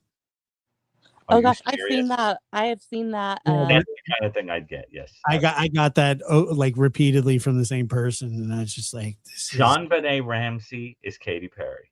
that's what she said. And then, but then I saw it start blowing up all over social media, Yeah. and I was like, you saw that you didn't come up with this idea. You got this from social media. That's what I said. And then I should not have responded, but whatever. I'm just saying that, unfortunately, and I don't mean it in a bad way, because I do have a soft spot for people that are struggling and have it, you know, but I just think that it's very interesting how sometimes people who want to get to know you don't know you at all. Like even what they think they know about you is only in a fantasy. It's like you don't even matter. I can't even imagine what like an actor or a actress or a prominent person of that type thing, you know, goes through, because people can have a kind of an emotional relationship with you and they've never said a word to you.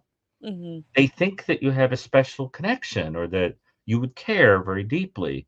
You know what I'm saying? It's peculiar. You know, I had somebody write me one time and say that they listened to the podcast because my voice helped them go to sleep. So they would like put the phone next to their head and listen to the talking and drift off. I've got that one. Okay, that's sweet, but I never met you. You know, I've gotten ones like that before. have you? Yeah. See, now I don't, but I'm not saying it in a judgy way. I just think that it's interesting how people don't think about how it's going to be received. But I usually say like the point is to like keep you awake. That I want you to listen to the show, not fall asleep to it. Right. Oh, That's so what- I was afraid I would say something funny like an inside show joke, but you guys have no clue who I am, and it would come off as weird because you guys let us into you guys give us glimpses of who you are as people but they're just on glimpses. the show. Right. They're just glimpses, and the thing is, like, we're very private. The thing is that the reality is, like, people don't know anything about us. They just know these little glimpses that we say to be funny or interesting or something. You know what I mean? Right. And that's what I'm saying. Like, so it's just interesting. And I'm mentioning it because it's interesting, even as a general rule, that sometimes people think they really care about you or that you care about them, and they don't even know you. You're just a kind of projection of what they need or want you to be. You know what I'm saying? And Mm-hmm. sometimes people even fall in love with people based on them being archetypes or who they remind them of or whatever. And it can be very negating of who the person really is, or Well, set up a kind of an idealization you can't live up to, or you know what I mean? I almost want somebody to be like, look, you're a flawed human being. You're freaking annoying, but the thing is, I somehow find you interesting, and I want to have wacky conversations with you. But like, I have no idealization of you. And P.S., I find your stories boring. Like, I'd almost be like, yeah, I believe you. Like, that's believable. well, Yeah. I live my life a little bit more on the air than you do, Dr. Gary. Meaning, That's true. I don't need air to live. I'm not on air too much. but air. I do share intimate details of my life because I talk about intimate details of other people's lives, and I feel that's fair. I feel that that's part of why I'm here. Now, look, do I tell you everything that goes on in my life? Absolutely not. I certainly do Sure, not. that's what I'm saying. Yeah, but I do think that people, I do let people in, a fair bit, and I'm okay with that. I that's sort of what I'm doing. That's sort of what I've been doing for a long time. So I do it. Yeah, the green dog tags. Yeah, that was miserable. Stay strong. But anyway, Autumn, thank you so much for calling. Thank you so much. Reach out. Yeah. And Josh, I'm just saying, as a rule, we should be people when they're in a public sphere. We always have to remember that there are people out in the dark who are feeling a very personal connection sometimes with who they perceive you to be. And as a consequence, they sometimes reach out and they have feelings and thoughts and whatever, and they can come across as out of left field because you don't even know the person knows you're alive. That's all. Sure. And the more data you put out there, the more people are gonna, you know what I'm saying? Haven't you ever had a person who remembers something you said in a podcast like 50 episodes ago, and you're like, "What? How do you know that that's my favorite candy?" That kind of thing. It starts to feel like in Misery, when she's like, "You told that story on Merv Griffin in 1983," and he's like, but people do that. It matters to them. So Well, anyway, I just before we take the next call, the other day we were on here arguing about what was worse, tooth pain or headaches, and then somebody brought the poll or something. What would you rather do? Would you rather go to the dentist or the gynecologist? Oh, God. And I said I would rather go to the gynecologist because that means I'm not there for myself. And you set yourself up. I'm waiting for this one. Well, one of the first comments when I turned everything on, and it said, "I'm here to hear more about whether Josh would rather go to the dentist or the gynecologist." And I was like, "Oh, great!" I had forgotten all about that. For the gynecologist. All right, Holly. Oh my goodness! I know. Which Holly is this? Oh boy! God, Holly. Why is she saying, "Oh boy"? Oh. Holly, you there? Is this Holly the one that hold on, the one that's in the chat, or the mod, or which Holly? Yeah. Holly the mod? Holly the mod, yeah. The one who emailed me about the candidate? I don't know. Holly, can you mute your device, and then guys' feet fit in the stirrups too. The view is not the same. Oh my God. God help us. Oh, that's something else somebody would write me in a letter. Holly. Sorry, guys. That's okay. You there? My earbuds aren't working. Can you guys hear me? I have a delay. Yeah, I can. Yeah, I can hear you. I just Sure. I'll mute it. Okay. I'm completely completely muted, but I cannot hear you guys at all. She's got a delay. My earbuds do not work. So, Hold on. okay. Yeah. Let me try to call back in and Okay. see if that works, but my earbuds are not working. Okay, well, wait. Well, yeah, go back in. Use speakerphone, somebody said. Don't do that. You don't want to do that. What is happening? I feel like I'm in some kind. Is everything okay? Yeah, I'm fine. I'm like stroking out or something. Like there's like a conversation that my brain can't process. Is she speaking like responding to questions from like 5 seconds ago? It's more than that. I'm like so nervous that I can't comprehend what's going on. Yeah, tell her to disconnect and then call back in. Is she calling back? But there are two Hollies. This is Mod Holly. Mod Holly. Yeah, Holly Mod. Holly Mod. That sounds like a city. You know where we should go? Holly Mod. What? Or maybe like a store that sells something weird. Like all they sell is spatulas or something. Holly Mod. Holly Mod. Spatula sale, Mom. No, but seriously. Okay. Well, I'm gonna see if she calls back in. Okay, back. she's back. Take the next call. No, she's back. I wanted to wait for her because she'd been waiting. Holly? I mean,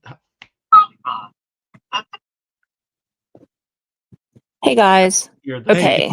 Can you hear me? I'm looking to see if I can hear you guys. So please talk. Gary, Josh, please. Hi. Nobody ever asked us that before. Josh, you go first. Hi. I think I'm gonna see if she first. I hope. Okay, she's not great. We got major delay going on. Okay, let's. Where is she calling from? The enchantment under the sea? I don't know. I really want to take her call though, but I would love anybody who got that joke. I want you to know. okay, hold on. Damn. All right, Absalom. Go ahead, Absalom. Oh, Where I you love when from? Absalom calls. Right, Absalom. Go ahead, Absalom. I'm sorry. You guys hear me? Yes. Are you calling from the Andrea Doria? Can you hear me, Doc? Yeah, I hear you now. Okay. How you doing? I'm doing okay, Dr. Gary. How are you doing, Mr. Diaz? By the way, my prayers on behalf of my entire family are with you, Mr. Diaz, during this very, very trying time. I just want to let you know that. Thank you. Yes. So, Dr. Gary, do you remember Dr. DeMeo, who was the medical examiner down here where I'm at in the 80s and probably part of the 2000s? Just the name rings a bell, but certainly didn't Well, know. the reason I brought up his name is because I wanted to bring up a case that still to this day has gone unsolved. I just wanted to see if the Cold Case Foundation was the Heidi Seaman case. I don't know if you're familiar with that case. I'm looking at my spreadsheet, but I don't know if I'm going to have it. What is the spelling of the name? Heidi Seaman, HEIDISEEMAN.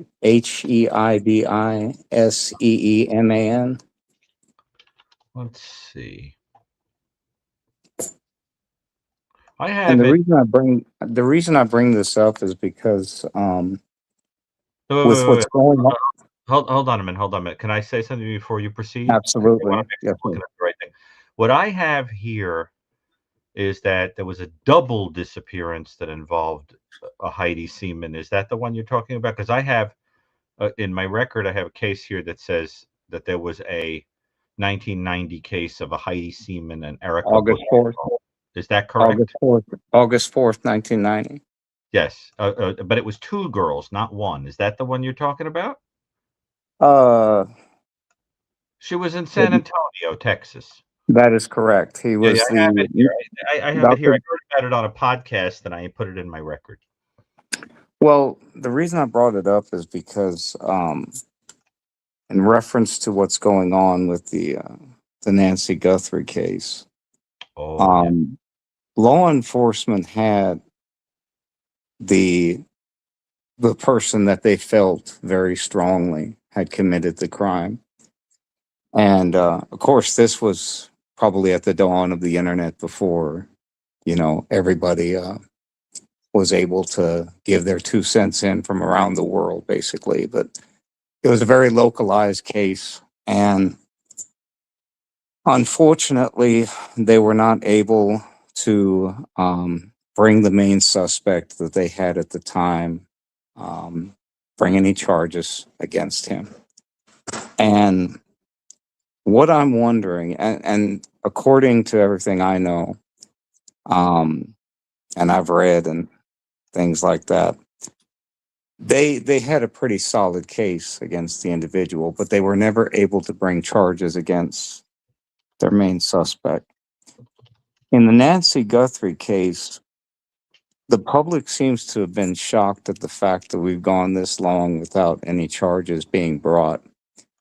And I was wondering if the two of you thought that similarly, does law enforcement, especially with the way that the sheriff is talking, In the Guthrie do case. you, Yeah. in the Nancy Guthrie case, Right.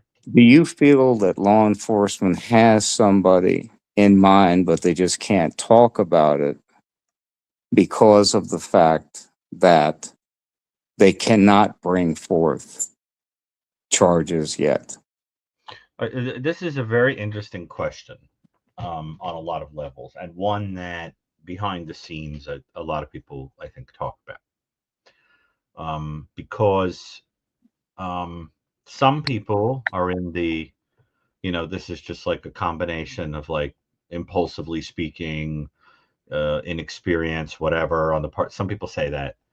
And some people say, no, there's a kind of method to the madness, like there's a genius here, like this is a technique. It all depends who you ask. Sure. I don't know. My honest answer is I have no idea. What I think is that right now, what you want to remember is, and remember, I think what's her name, Cece Moore, has talked about how right now you have this weird kind of profile of DNA that's mixed, right? And I think this case is going to have a lot to do with DNA ultimately, don't you think, Josh? Genealogical DNA, that whole kind of thing. I think Nowadays, it's like I think that's what they're banking on. I'd rather bank it on. And they have this mixed profile. And it's interesting because what she said is that with all the experience she has and the technology she's aware of, whatever, and the brilliant people she works with in the lab or wherever, is that it's not the kind of mixed profile where it's like Nancy and another person. She thinks it might be the kind of profile like Nancy and two other people, like that kind of thing, where, and you need, I think I heard her say, you need like 40% of a single person's to be able to sort of like individuate them, to take them out of the mix, to understand who they are. And I think the logic is that if they could use genealogical DNA, they might be able to figure out who somebody is in this mix. But could take time. I think she said that the process of breaking apart the DNA could be like a year. So what I'm thinking is it could take a year, she was estimating. So what I'm thinking is that, and I'm not saying she's looking at that DNA, she's just commenting generally on this process. So what I think is that they may have someone in mind, but they may be hoping that they're going to catch door guy or one of these underlings. And then that person, who I keep calling the waiter or the waiters, those people might be the waiters that serve the food. Excellent analogy, by the way, Dr. Gary. Yeah. What'd you say? He loves your analogy. Oh, well, I just said excellent analogy. I'm sorry for interrupting you, Doctor. Yeah. No. If you don't, get snapped at by the snark queen in the chat. But the thing is that it's true. She sits like under a bridge and goes like talking too much, and like jabs me. They're still there. But, no, I think she's been ejected. But that's okay. She went back to to the town of Talk a Lot. But I think that ultimately, sorry, I lose my patience. What else are you supposed to do? I don't know. I'm supposed to sit here silently and be like, "May I speak? Talk a lot, queen." So, but I think that ultimately they might have somebody they might have somebody in mind, but they think, thank you, Kelsey. I think that they need the underling first. And I think that if I had a guess, it's like use disentangle the DNA, catch the door guy, tell door guy that that they can make a deal if there's someone else involved, because I think everybody thinks there probably is more than one person involved, and throw them under the bus, right? Or under the bridge with talk a lot of Queen. But throw them under the bus. And I think that works. That would work. And you know, or it tends to. Now, maybe we're wrong. Maybe it turns out there is no chef separate from the waiter. You know, maybe they're just one and the same. Could be. But there are a lot of things, especially with some of the new info that was put out by Savannah. The wisdom of that is up to you to decide, but she put some details out there. Part of me thinks that she was told what would be okay to share. You know what I mean? Another part of me thinks that she's anxious just to get it solved as she put the info out. I don't know. I don't know what the truth is there. But Well, God help Savannah Guthrie, because yeah, it sucks. you know, you could see the sincerity in her sorrow. I don't know if she was coached in terms of what she had to say during that interview that she did. But the sorrow and the sadness was reminiscent for me of the Adam Walsh. You remember when his father, of course, you know, did that teleconference? That is a parent that is genuinely and sincerely grieving. And I believe that Savannah, even though she's not a parent, this is her mother, a loved one, a close loved one, shared these similar type of emotions. And it was just something that also a lot of people are not commenting. I don't know if Detective Madonna commented on that blood that was found, those drops that was found on the front porch of Miss Nancy's front porch. the one that looked like there was a shoe print in it. Yeah, well, no, not the shoe print one. The one that was found at where the individual porch guy broke the Yeah. camera. Some people think that it looks like there's a little shoe print in it. Has anyone noticed that in pictures of Miss Nancy that her left arm shows visible signs of someone that is on dialysis? Oh. And that might account for those blood drops. Now, I'm not saying that that's what that is. I'm just saying that is something that a lot of people that don't know individuals that are on dialysis, that would be something that would, you know. Well, Michael Baden, the medical examiner, Yes. he said that he thought that the blood looked like it came from a person's face or hands. Wow. It is interesting what you say, but I don't know. What I was very struck by, and Josh, I'd like your thoughts on this too before we go to take someone else, but I'm enjoying talking to Absalom. Someone more interesting. Go ahead. Just say it, Dr. Gary. Someone more interesting. Go ahead. But I thought, Josh, that what did he say? He said until we go on to somebody more interesting. Well, I don't mean that at all. I like when you call Absalom. I like your voice. You have a very distinct voice. I enjoy your voice. Thank you, Dr. Gary. And I thought after I've heard your voice, I don't know too much about, but you give sort of a Long Island type of education. There's certain phrases you use that tell me you went to school somewhere in New York. Well, I mean, I was born in New York. Well, I guess I'm batting 1,000 still. Well, Thank you, Dr. Gary. And we wish. I'm from New York. I mean, it's like tear out the front page. Like, of course I'm from New York. Did you ever listen to me for 5 seconds? You ever see when I get agitated how New York I sound? You freaking Josh knows. I haven't really heard you get agitated yet, Dr. Gary, but I'm sure that if I continue, I can make that happen. No, I'm just kidding. Go ahead. No, you want to know how to agitate me? I'll tell you right now. It's when I'm in a state where people don't move quickly. I went one time to a store in another state. I think Or I if was I criticize the new evil? No, go no, ahead. I went one time to a state. I won't say which state it was. Okay. I'm online in a place that was supposed to be like 7-Eleven, but it was like the local version. Like, you know how there's like Wawa, like in certain states? It was like kind of like a 7-Eleven. Okay. And I'm online, and no joke, this is absolutely a true story. There's like 3 people ahead of me, right? And the first guy online is talking to the guy behind the counter, and the conversation was something like this. How's your daughter? She was real good as Mary Todd Lincoln in the school play. You know, when you go home, you tell Mary Jane that I said hello. I sure do love her. She's terrific. Anyway, you get on now. Okay, next up. Oh, how you doing, Roger? You look much better since you've been on the Ozempic. You know, tell me a little bit about your experience on that. Should I try it myself? I want to go home and maybe give it to my father because, you know, he's getting real heavy. But he's a nice guy. Don't you remember him? Remember when he used to pat you on the head when you were growing up and tell you were cute with the little whiskers? Anyway, take care. Okay, so now by the time this second guy walks out, I literally went like this. All I want is gum. All I want is gum. Can I just buy a pack of gum? Here's the money. And I like put it on the table. And the guy in front of me was like, sure in a rush, mister. And I was like, yup, I sure am. And I got it.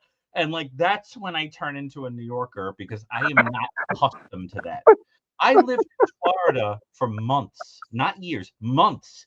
And I left. This is a true story. I left because one time I was late for work because my car was stuck behind a vehicle that wouldn't move because a snapping turtle was crossing the street. I wanted to get out and be like, let's go, turtle. Let's go.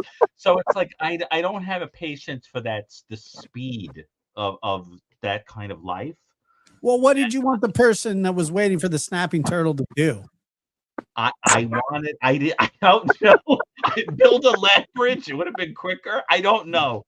I only know that in New York, we have a way of operating that is very quick. It would be rude to talk about, you know, your kid in the school play or whatever. You go like this. Here, I want my gum. 14 cents. Here you go. That change. Okay, get out. And that's it. They're out. It's done. There's no chat. And I know that people think it's rude because they're not from here. And then when we go everywhere else, we can't handle the speed of it. You understand? And it's too much chit chat. Oh, buying some potato chips? Yes, I am. How much? Like, Oh my God. Like, can't you see they're potato chips? Anyway, it's strange to me, that whole thing. It's too much socializing like it's a mom and pop shop. You know what I mean? I can't deal with it. Can't do it. What gets you agitated?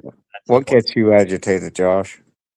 Me. When Dr. Gary's not patient with snapping turtles. There's a sentence that you hear every day.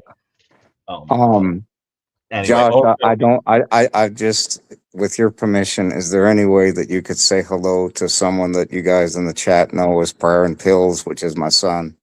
Oh, really? Yes. Yeah, absolutely. That's so cool. I like Prayer and Pills. Prayer and Pills. Yeah. How are you?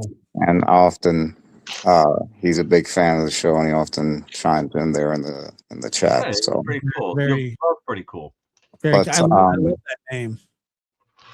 But anyway, Dr. Gary, I just wanted to see if you thought that there was any similarities in the Nancy Guthrie case, and also, right, I'm gonna look Gary's really going out on a limb here. How do you guys feel that the suspect might be somebody that's in law enforcement? No. First of all, did you see how the guy on the camera? Did I get you guys agitated yet? No, but look how he held his gun. Wait a minute. The right holster. No, I know, but Ridiculous. Are we specifically talking about the porch guy? I mean, I've heard. Well, at this point, Josh, I mean, it's now been what 60.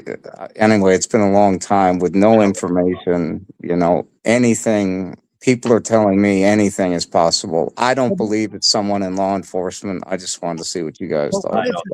I think that What if it's somebody that, I'm not saying that this is somebody that's in like the Pima County Sheriff's Department or anything like that. It very well could be somebody that has law enforcement training or has I been. agree. I agree. I'm not saying it is. I'm just saying I think that it's somebody that probably has had legal history more than having been on the other side. Yeah, no, I'm just saying, and I get it. I mean, but yeah, possibly. I don't think it's anybody like in the department or anything. No, I really don't think so. I don't. But think that would be very Dexter of them, wouldn't it? Yes. It was very Yes. and listen, I hope you understood that I was kidding about the. I mean, I was sort of kidding about my story about how I have no patience for the. I mean, I love snapping turtles. Everybody knows. Everybody knows New Yorkers are lunatics when it comes to have no patience. I know that. The biggest New York story that I love to hear is how you got mugged by a 13-year-old, Dr. Gary. That's the one that I can't. What about the time that I had to go into it's a true story too.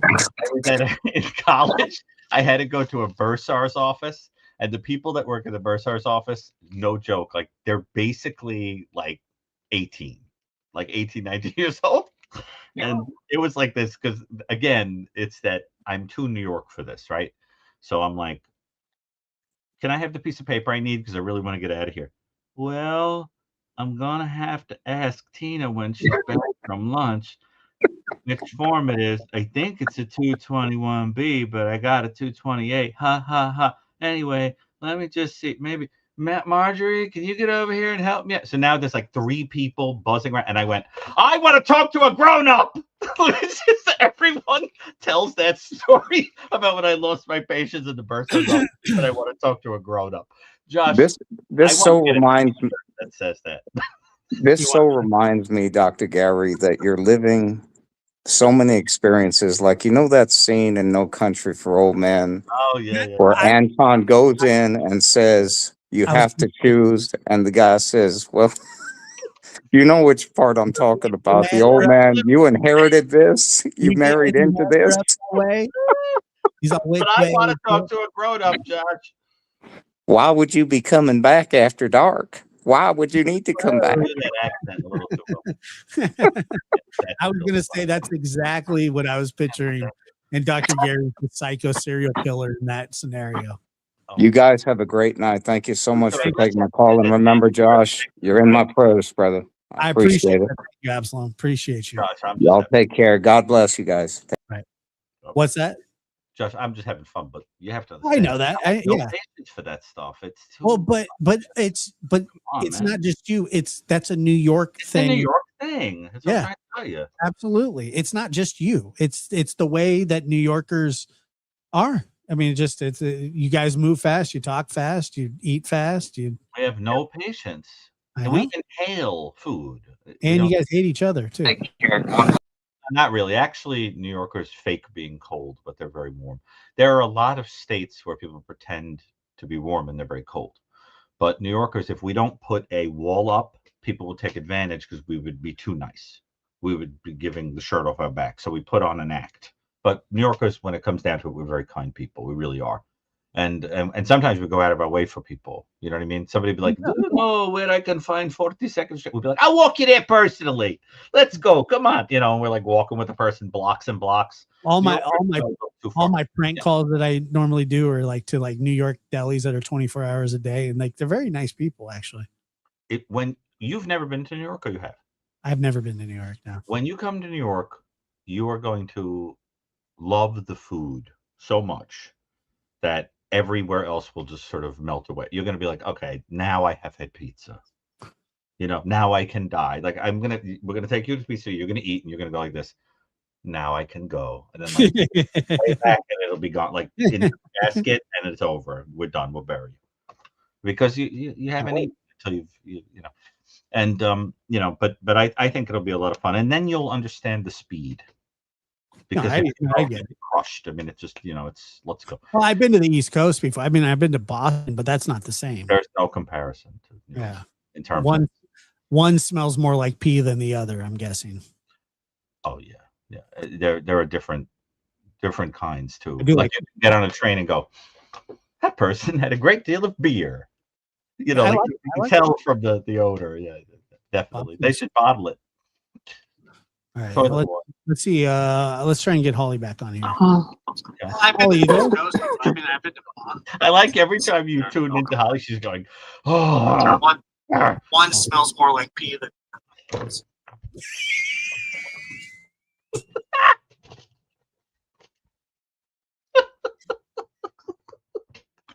Holly, are you there?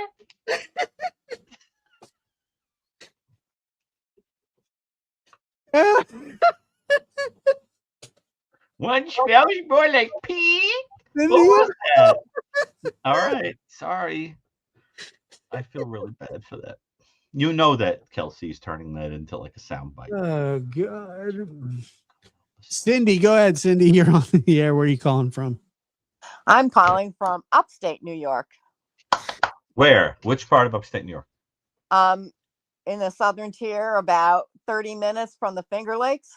Oh, I'm sure I'm gonna know the name of the city, but it sounds like if you want to give a region, that's okay. Oh, I'm that's okay. extremely- I'm from Corning, New York. We're Corning. Oh, Platform. yeah, I know where that is. Okay, listen, I spent a very great deal of my life in upstate New York. I'm intimately aware of where that is. Well, okay. But I have no patience either. So I know, of course. Welcome, sister. What kept you? so I guess I would like to talk about the Nancy Guthrie case just quickly. Something it's really been bothering me for weeks, and I don't quite understand. Maybe I misunderstood what was being said, but when she was taken home, the garage door, I believe they said it opened, like it was like a 2-minute period where it opened and closed, and someone that has mobility issues like my mom does, I couldn't get her into a garage and make sure she was into the house within 2 minutes and get back in my car, and it just didn't seem to make sense to me. So did I mishear that, or? So wait, Josh, are you following the part that's bothering the caller? The part that's not adding up for the caller. Sort of. So the central issue that's bothering you is what? That doesn't. It's getting out of the. Yeah. You know, when you get out of the car. It doesn't make sense that the garage door opened. Her son-in-law said that he made sure she got in the house okay, Right. But I don't know if it was on who said it, but it was on one of the, I think it was from the sheriff, that he gave a time frame of the garage door opening and closing. And you think it was within 2 minutes? Quick. It was within 2 minutes, so it didn't make sense to me. Well, the point, I think what you're touching on is something that Chris McDonough on the Interview Room has been saying. Now, let me be crystal clear. The sheriff has come out and said that family members and their spouses are cleared. So there's no aspersion intended by this, okay? But what Chris McDonough is saying is that if you think about it, a lot of the things that are facts that are incorporated into people's logic about the case are really only rooted in and originate from statements made by family. So what he's basically saying is, like, if you took all of that off the table, you'd be left with a lot of information that is not independently corroborated. You see what I'm saying? Right, but I thought that they had that. I thought they had the garage door opening and closing. That was a given, that they saw that. Well, what I'm saying is, I think what Chris is asking is that independently corroborated? Like, is there an electronic record of that, or is that that's just what I understood there was? Because I don't know. As far as I know, I've heard that, but I don't know if you think about it, like, that really just comes from someone giving a testimony. Okay. Or I mean, Josh, do you know if that was actually confirmed? I think that's part of the timeline that the official timeline that's been put out.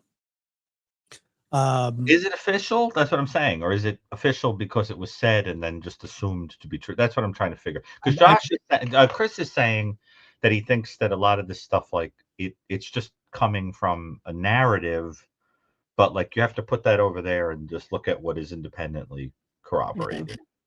And, Yeah. and it would be interesting. I mean, and you know, when he's saying that, just because people have to do their due diligence, I right? believe that that's the in the timeline timeline officially. that, Okay. that was given to law enforcement, that law enforcement has said. So then it was 2 minutes. That's what they said. What they said. That's what they said. So I guess it's one of those things. It's sort of like when the Kohlberger murders happened, and people were like, "No human being could do that in that many minutes," but like somebody did.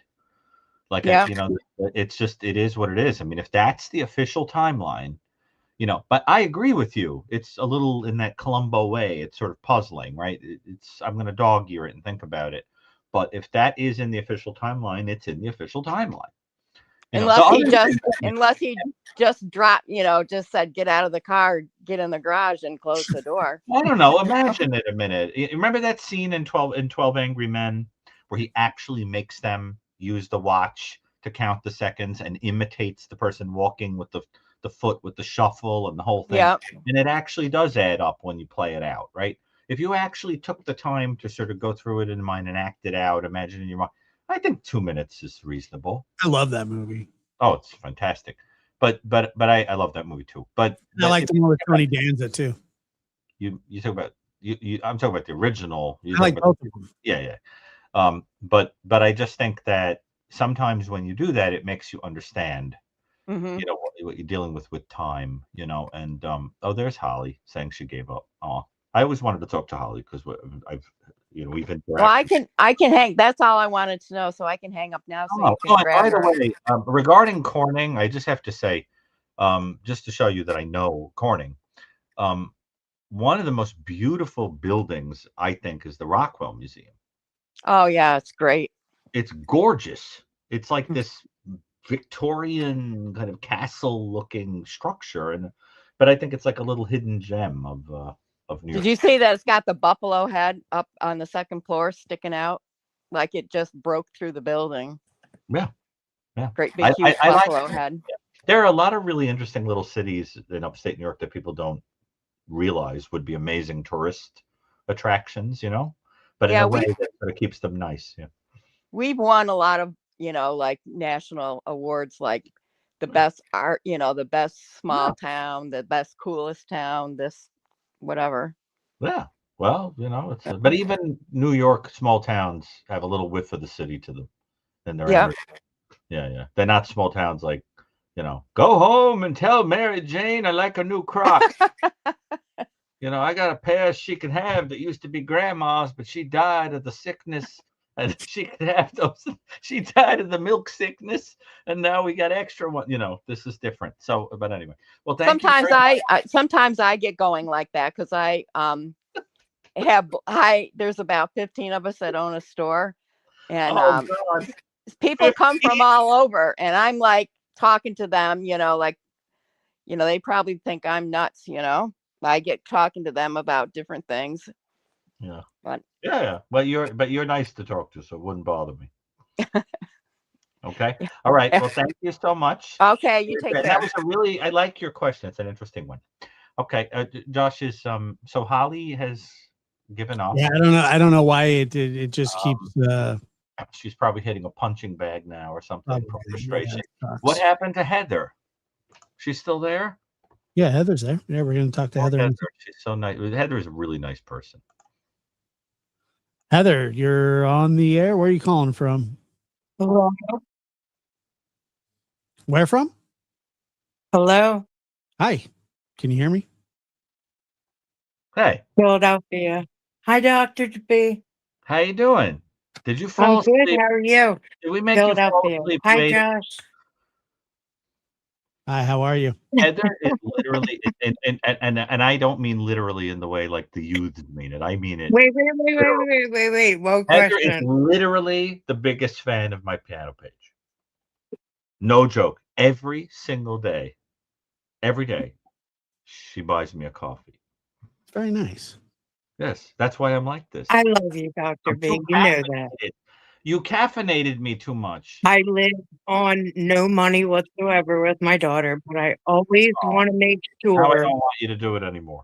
I will always want to make sure you feel as appreciated as you are. Well, you're a very, very kind person, but if you should not do that unless it is out of a bound, Why am I not where echoing? you're having trouble. Huh? Buy yourself coffee or take care of your daughter. Don't worry I about it. have to. Just listen to the I music. And need you to. well, I need owe you. I owe you a cover of You yesterday. know what I'm going to do? Yes, right. Can I go out and come back in? You signed my book yesterday. Yeah, more than once. I'm going to. This is what I want to do. I want to send you my book, Dr. V. And I just. No, I want to send you my book Like, so that it's not just so a book. that you Great, can but it's actually. just put like a self-addressed stamped envelope in there. I People want do you to that. sign it for I me. get sometimes I go to the office and there's like a book there, and the person has sent like a padded envelope with a self-addressed I will. stamps, and But you I promise? write it and pop it back in the mail. It's easy. You promise you will? It happens sometimes. I mean, I wouldn't say it happens every day, but it has happened a few times. It's very easy. Just make sure you put a self-addressed stamped envelope in there, and then I'll be happy to do it. I want to do that one. Okay. Now, how could we help you in the true crime world so that No John problem. isn't Of sitting course. going, like, why am I listening to these two? What is the meaning of my life? Why am I echoing, Dr. V? Wait, what? Did you just ask why are we born? What was the question? What'd you ask? She's like, what is the meaning I of life? feel like I'm echoing. No, you're not. You're not Why am echoing. I You're not echoing? echoing here. What is No. the meaning of life? Like, Echoing. what was the question? What? There's a delay, but there's no echo. Oh, okay. Call Rod Serling and ask him to end Oh, the me, I am. All right, I'm shutting my camera off. My eyes are a little squint. My eyes are a little squinty.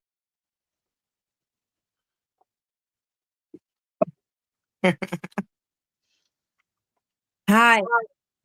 I don't really have any questions. I just wanted to say hi. Oh, okay. I don't get to talk to you that much anymore, Dr. B, because Because why? your last few shows have been Oh. not call-ins. Oh, Just okay. really good. Well, if you think about it, you can't think Especially your of last crime one on question. Tommy. Yes. Okay. Well, listen. We'll pass along to the next the next person, but I I said better because I was reading somebody wrote that's better. But I think you're a very, very kind person, and I always appreciate. Yes. I really, really appreciate when you. I miss you. I'm so glad you have me. It's so nice that you do that, and I promise you, I will do the cover you asked me for, because you're always sending me coffee tips, and so it only feels right. Okay. But please focus on your daughter. Don't worry about my stupid coffee tips. I have enough coffee. If I have any more coffee, I'm gonna die. Always. All right. Always. I was wondering if you had unbearably, delightful. any idea, Dr. Gary, for your new book. Oh. Any idea? You're so welcome. Well, thank you very much. Okay. Okay. She's just gone. She just went into the air. She's Yeah, gone. it was a major delay too. It was a major delay, but she just wisped away, was whisked away by life. I don't know where she went. Okay. Is there someone else on the line? No, there's not. Well, get someone on the line. How am I going to do that? Will somebody please call in?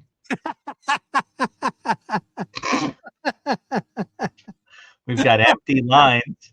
Well, hold on. Give me a second. Oh no. And where's Linda? I'm waiting for that routine call where you go, wait, there's someone else, and then it's like, surprise, and we get this awesome conversation with Linda. I love when Linda. Trying. Where is she? Get Holly. This is ridiculous. What are we begging people to get on the phone for? We We're got to not. scrounge guests up here. Well, half the calls aren't working. That's why. I know, I'm teasing, Josh. Hold on. I'm going to try to. Here, Josh.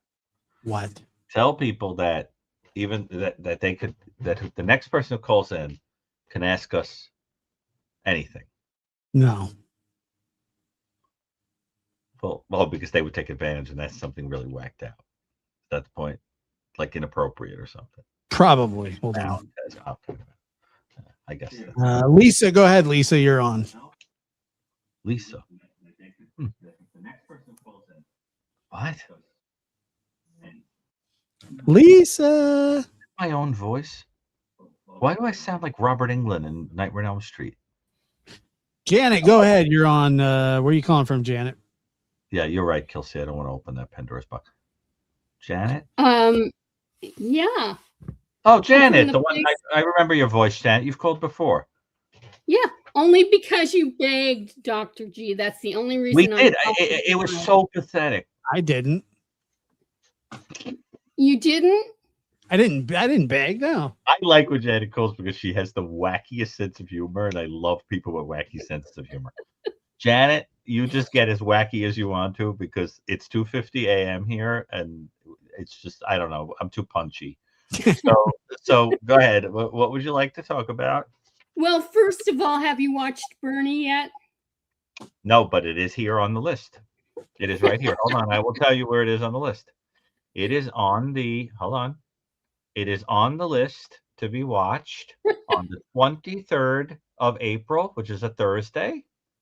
That's on my list. Oh my God, you schedule your movies? Yes. That's my day off. That's the next movie watching day off. The 23rd of April. It's on the list with a couple of other weird movies. I'm also watching Tusk. Ah. Yes. I'm not familiar with that one. I don't think you want to be based on. I've seen that. The one with Justin. Was it Justin? Ruined it for me. Oh, no, I was just saying that who's in it. Didn't that guy Jay and Silent Bob, the Jay or Silent Bob guy, write it? It's possible. I only know that it looks grotesque. It sucks. Somebody recommended it to me, so it's there. It's on the list to watch with Bernie on the 23rd and a couple of other movies. And then the next viewing day doesn't come until May 14th. So I have to watch it. I hope I get to watch. Josh, don't make fun of me. I have a very limited life. I didn't say a word. Okay, thank you. Okay, now once and for all on the Nancy Grace situation. Nancy Grace? Sorry, Nancy Guthrie. Okay. I really need to clarify. Nobody said they walked her into her house. A reporter asked the sheriff if the family member saw her safely in, and the sheriff hesitated and then said yes. Now, nothing in that says they got their butts out of the car and walked her in. I think they just sat there in the car and watched her walk into the garage. Now, the garage is about 20 feet and it's well lit, unobstructed walkway. I walk with a cane myself, probably similar mobility issues to Nancy. I have a stopwatch. I timed it walking very slowly, not rushing, and it takes 37 seconds to get from the garage door to the door into the house. Hold on a minute. Are you telling me that you took your cane and a stopwatch and reenacted the entry just like that? Like you actually watch it? Yes. That's cool. I timed it from when the garage door was open. Please tell me you didn't build the garage to do this. You have a garage already, right?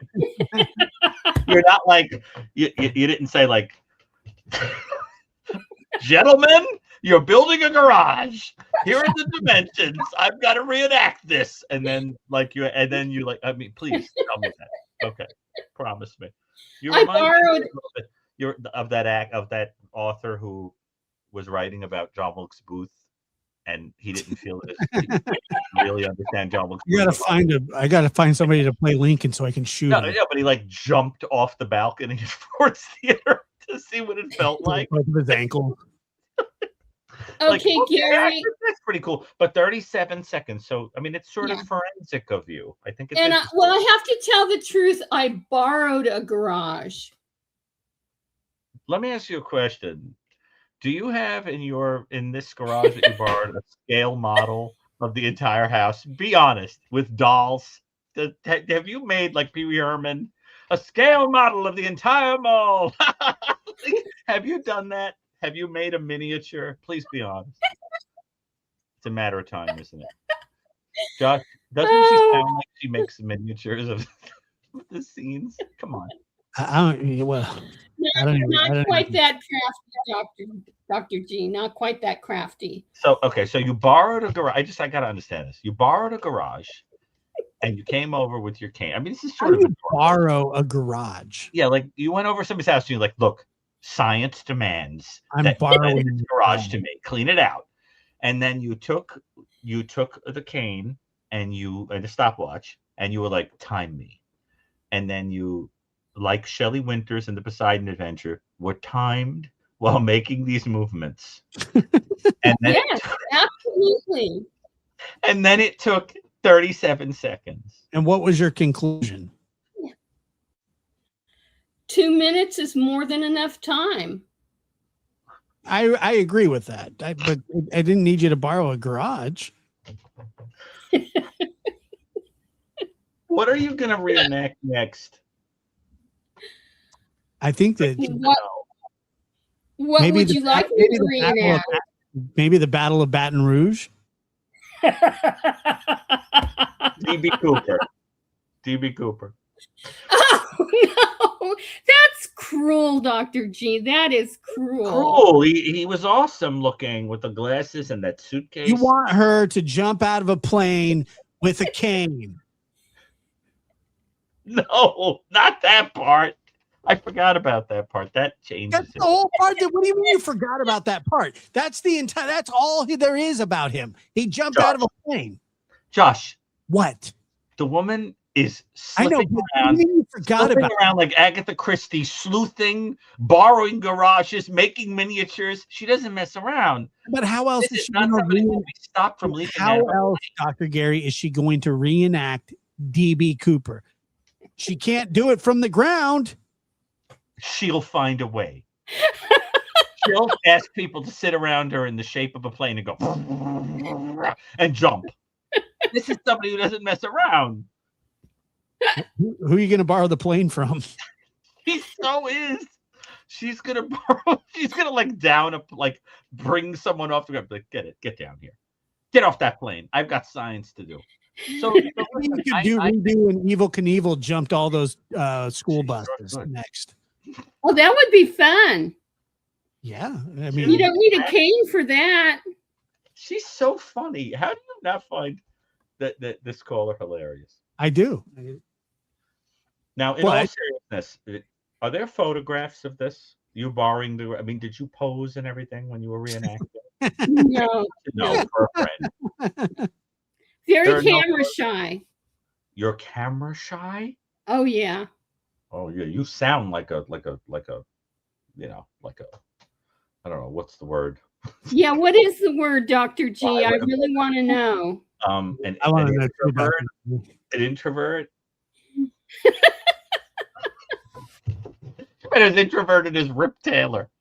Okay, well, if you say so, but no, actually, I am quite introverted. You probably are with that studious, subjective mind that you have. You do have a kind of Miss Marple going on, just like Jolie Bill 387 said. There is something about you that makes you a kind of a Miss Marple. Well, you're going to be an outrovert when you hop out of that plane. Yeah, it'll be something.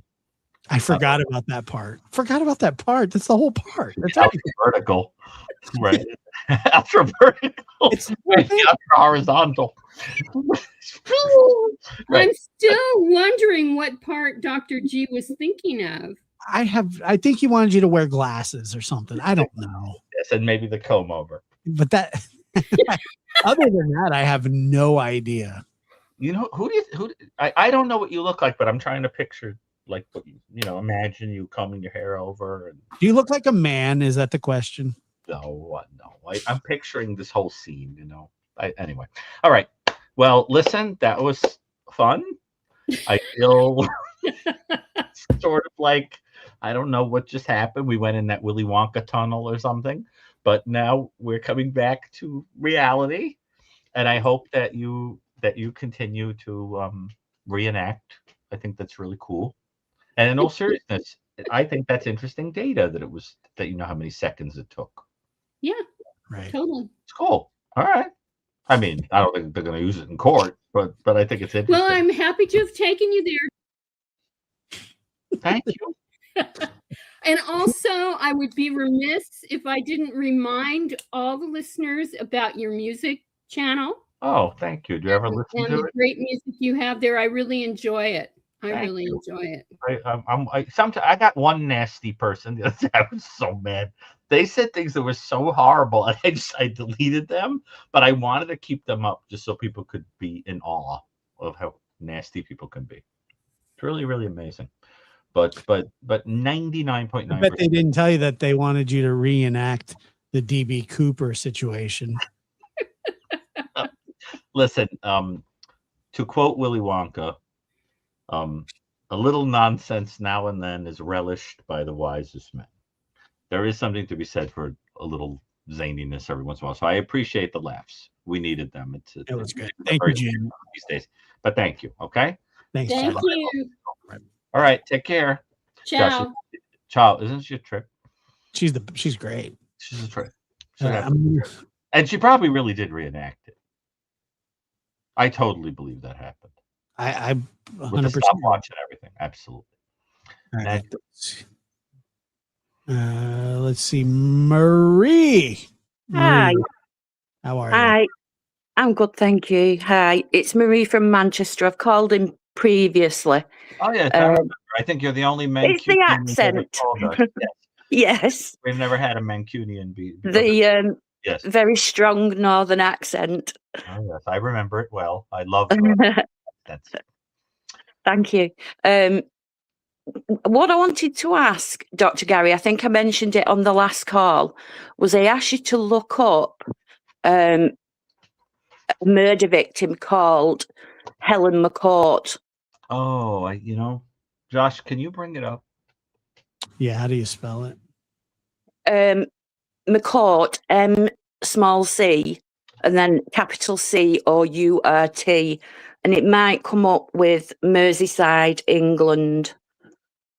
There's a Wikipedia about it. Yeah, she's like Josh, you'll see right away. She's like a very pretty. She's beautiful. Who was in her early 20s. You'll see. She was a insurance worker. And she died. There's so many firsts in this case. And, like vanished off the face of the earth. Like she was like never found. And then what was the most interesting thing about that case is that it's an example of a case where like you didn't need a body to Helen? Right. Helen, yeah. Yeah. But we never talked about it again after we were I have to admit that the caller drew my attention to the case. But then I found it interesting because what I found interesting about it is that thing that no body was necessary for conviction. It was the first no-body murder case in the country. I mean, perhaps maybe in the world, one or two, one of the first couple. And it was a first using DNA to connect a murderer with a victim. Right. And one of the things I wrote down that fascinated me, because when I look at a case, I put it in my spreadsheet with a comment. This is Yeah. my favorite. Like the part that just jumped out at me is amazing. Is that the person that they accused, Sims? Yep. When he was on trial, he actually claimed that somebody must have broken into his house, put his clothes on, dressed as him, Yeah. and attacked and murdered somebody without him having any idea that it happened. Yeah. Like that's a pretty amazing defense. But what he forgot to say. It's just an amazing, because like in other words, the person was saying like this Yeah. show had nothing to do with me, that the only way it's possible is if somebody basically just like dressed up as me and did this. Yeah.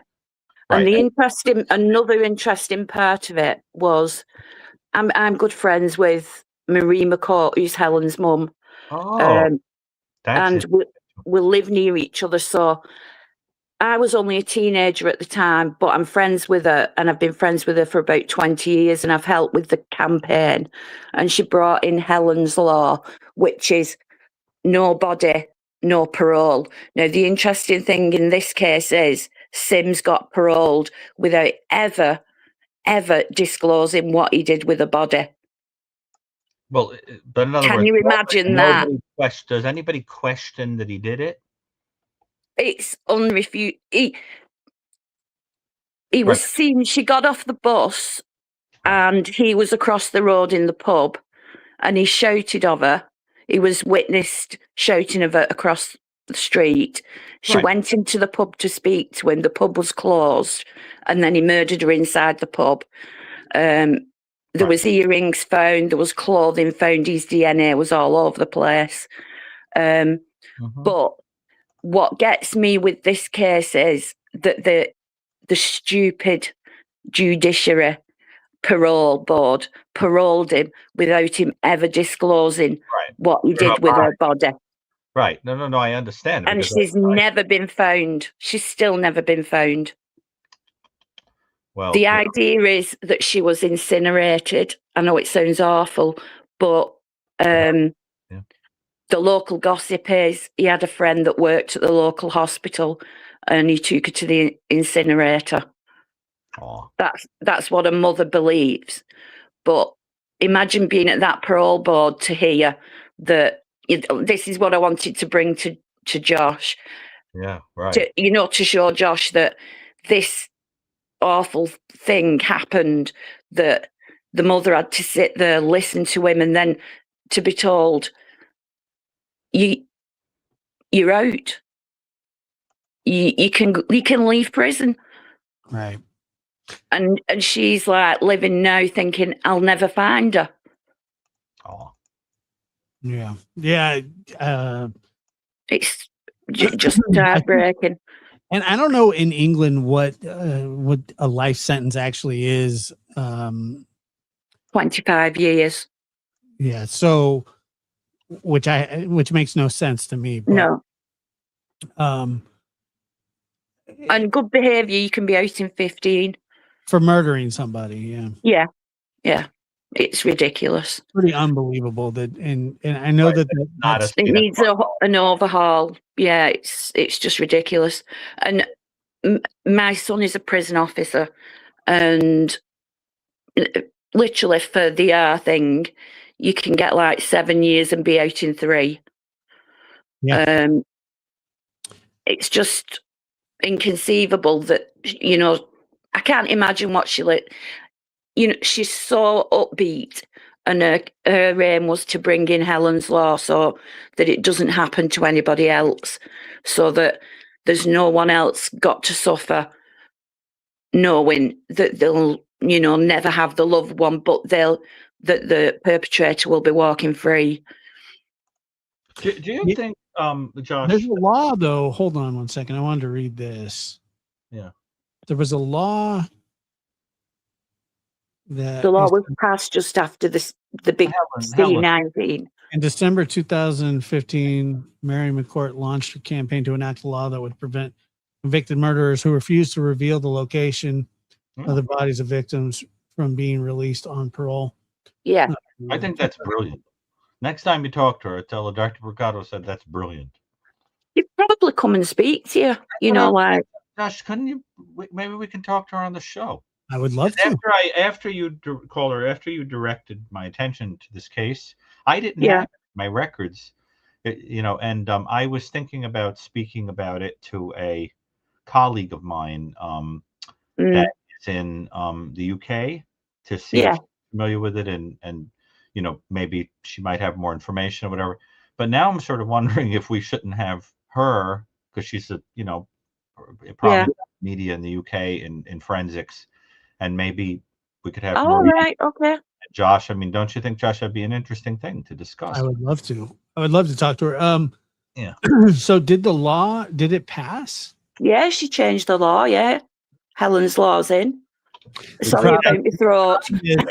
The problem is it's not retroactive, which sucks. But for future, Yeah. and it's obvious. It's kind of It's a very rare case. It's on rare. Several levels. Yeah. Yeah, it's rare. Like with the DNA. I think the first one to be solved in the UK for DNA was a young girl. And the guy I forget the guy who invented the DNA. He worked at Leicester University. And he used it on a case of a young girl. That was the first case. And then this was the second. And then it was the first no-body murder conviction in the country. And then it was the first nobody paroled without a body. Yeah, which is well. So another thing when we're talking about, like, how you sat there and she had to listen to them say, she's free with no body or anything, and I would assume even if she did have her body, that him being freed is still bad enough. Yeah, it's just a terrible thing. When one thing that sort of gets lost in the story of my family, and that I try not to let it, but it does happen, just because my aunt did survive the shooting. Yeah.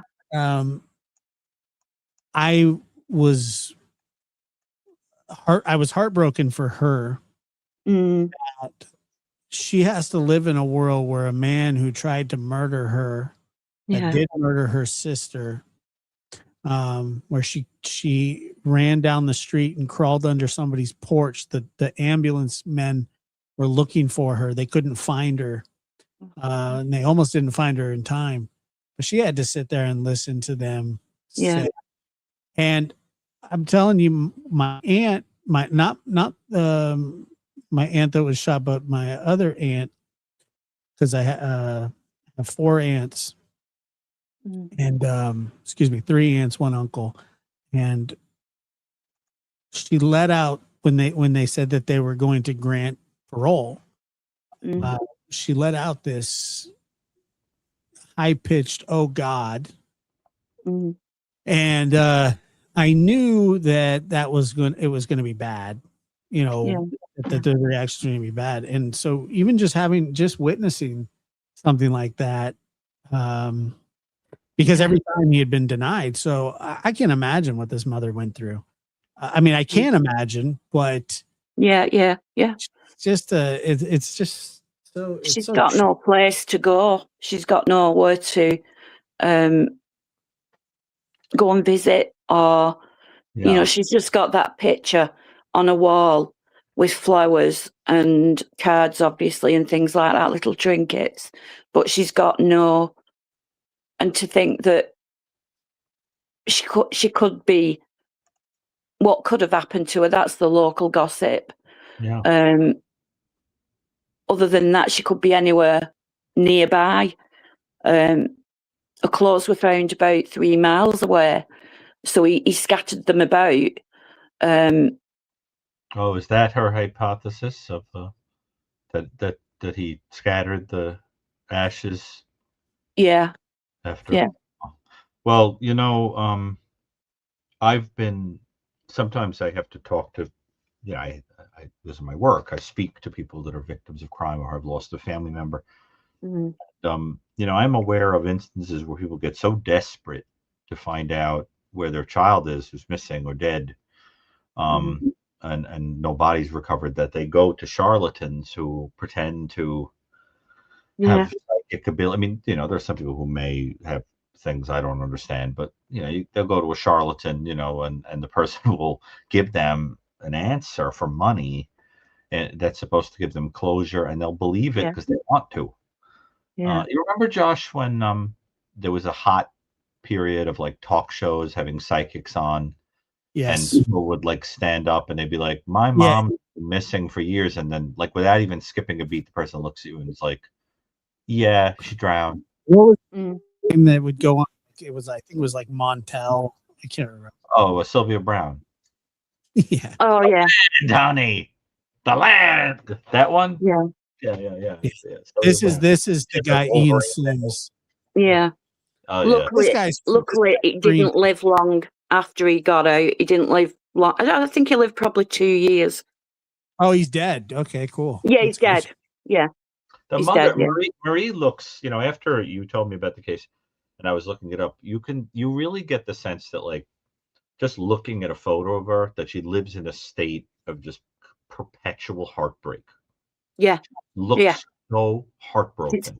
She's awfully strong, and when she's campaigning, she's very upbeat. Right. I mean, you can see several clips of her on like our version of the morning show. You can find clips of her on YouTube, and she will tell the story, and she's very stoic. But when you speak to her on the phone, when she's at home in her own environment, she's just, I just mean like you see it on her face. I mean, just the heartbreak. And maybe I'll even wind up interviewing her for what I'm writing. I would like to talk to her if you could put us in touch. And people like to talk about their loved one who's gone. It keeps them around. Makes it might mean something to her. But Josh and I love to be here for people who are going through this stuff. Yeah. And, I mean, personally, I'd be all for it if she'd be more than happy, because she likes to bring awareness and stuff like that, a campaigning and all that. But yeah, I'll definitely do that. She messaged me. Yeah. Sorry. Have her email us. I've looked for your email to send you some information about it, but I can't find it. Oh, my email you can't find? It's a little I googled you and I couldn't find it. Oh, okay. It's you can put it backstage, I think, can't you? It's dvcooper@gmail.com. I'll put it in the private chat right now. Okay. All right. You can send it here. It's really easy. Okay. You can almost it. All right. This is like not rocket scientist. Have you heard of Dr. David Cantor? Do I know who that is? Yeah. But the name is familiar to me, but I wouldn't say. Yeah, he's. I studied under him at Liverpool University. Do you know Catherine Hughes, Dr. Hughes? Yes. The one who has like Crime Psycho. That's the one. I don't know her. You know of her. She's the one that I was thinking we could have on if Marie comes on, because I know her. Yeah. She's really great. She's very bright. She's very entertaining. She's very intelligent. Josh, I think she'd be very good to have on with. Absolutely. With she'll know the case. Yeah. Although I don't think she's in Manchester. She's in. I gotta remember. Is it possible it's Leeds? Yeah, it could be. There's a big forensics unit over there. Oh, and another thing that's interesting, a little tidbit. My nephew is called Chris Rynn, Rynn, and I'm always bragging about it. And he works under Dr. Susan Black in Edinburgh. Yeah. And he's a facial reconstructionist. Mm-hmm. That's so cool.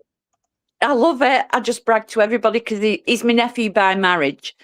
But he's my nephew, so I'm always saying like, people don't believe me, but it's true. My favorite, when I went to CrimeCon, when I spoke at CrimeCon, my favorite thing I saw was there was somebody there. I actually think, unless I'm very much mistaken, the person that was at the table was one of the sons of Adam Walsh, Right. I mean, no, Adam Walsh. Wait a minute.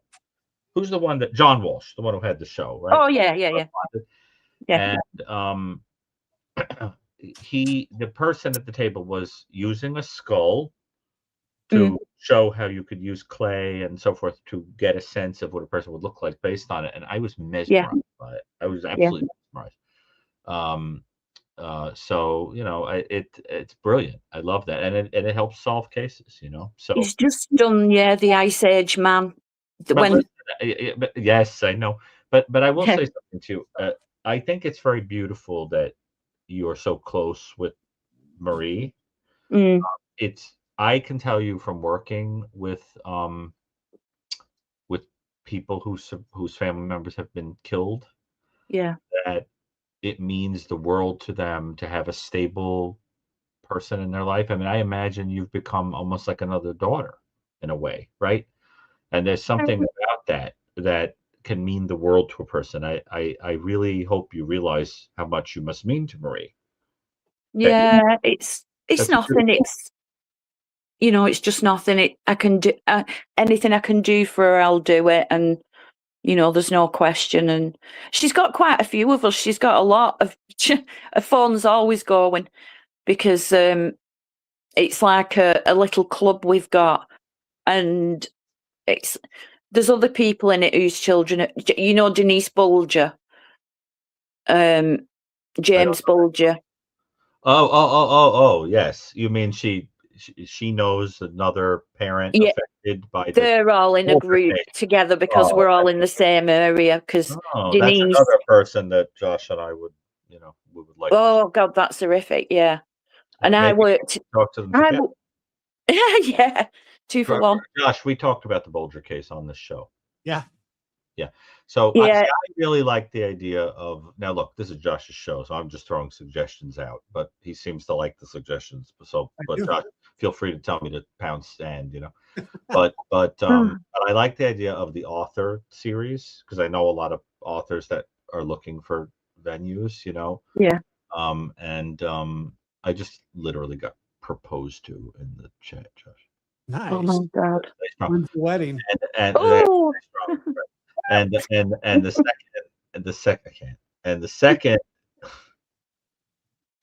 second thing I think would be interesting is to do this series on family members that people, in these horrendous cases, and because I think it means a lot to people. Well, I worked on this stuff. Yeah. I worked at a place called Red Bank, and it was where Mary Bell was held. Oh, child killer, you mean? Yeah. Yeah. But I wasn't there then, and that was way before my time. There were people that were, because when I've been a victim of abuse, and I went into social work, and the nearest place from university was Red Bank, and I was there when the 2 Bulger lads, they were actually in the same prison. They put the 2 murderers in the same prison on the same wing, and it's just unbelievable. But I never saw them. I was in the unit of children that display inappropriate sexual behaviour unit. It's a bit long-winded, but that's where I was working. And it was through that I got in contact with, different people. And then I changed into like witness counselling, for people in court. So anyone that was testifying in court, I would counsel them about the procedures and things like that. So I got to know people through it, that's how I got to know a lot of people. But I will definitely pass on. Now I've got your email, I'll pass on Marie's information. Well, she's Mary. I'm Marie, she's Mary. So she's pronounced Mary. Really? Thank you for telling me that. Well, thank you for this call. You're obviously a special person, and well, listen, I really love encountering people with hearts like that, and there are certain kinds of people in this world I really enjoy. People that are very funny and people that are very kind. Yeah. Very on the list, and I think I just want you to understand that I think somebody who dedicates a lot of time to not only helping people in their work, but then like free of charge, just sort of having a meaningful connection with somebody whose daughter was possibly, Yeah. set aflame, Yeah. disappeared from the earth, I think takes a special kind of person. And of course her mother is a very special person too. So, I'm very heartened by that. I can't tell you how much that means to me. Because, I spend all day surrounded by talking to offenders and or people who have very Yeah. unethical, negative views of the world. And there's something very heartening about, like when Shakespeare said, "So shines a good deed in a weary world." Yeah. Well, thank you. So thank you. You keep doing that. And Thank you. please tell her that we are open to speaking with her. It might mean something to I her. absolutely will do. That'll be my next phone call. And I'll direct her to the show, and I'll direct her to this episode. She'll be thrilled. She'll be more than thrilled to speak to you. Well, listen, it keeps her daughter alive and makes Yeah. meaning of her death. Yeah. So, but all right. Well, thank you. Okay. Thank you. All You're so right, guys. Thank you course. very much for having me. Thank you, Josh. Thank you. Thank you for your call. Appreciate All you. right. Was that your dog? What Yes. were you doing? You were cradling it or something, or like Yeah, he whispering felt- to it, like go kill. Yeah, like when sort of when it go like he can only go like about 2 or 3 hours, and then he needs some sort of like affection or something. yeah. So if, like if I hold him for I don't know 5 minutes, he seems okay. But which one was that? Which dog was that? It's always Macho. Otis never does that. Oh, okay. Always. Clingy little dog. Isn't it? Yeah, he's Needy. But I thought I heard meowing. No, you heard snoring. That's how your dog snores, like a meow. It sounded more like it snores like this, which I found very strange. He fell asleep. He impersonates a cat in his sleep.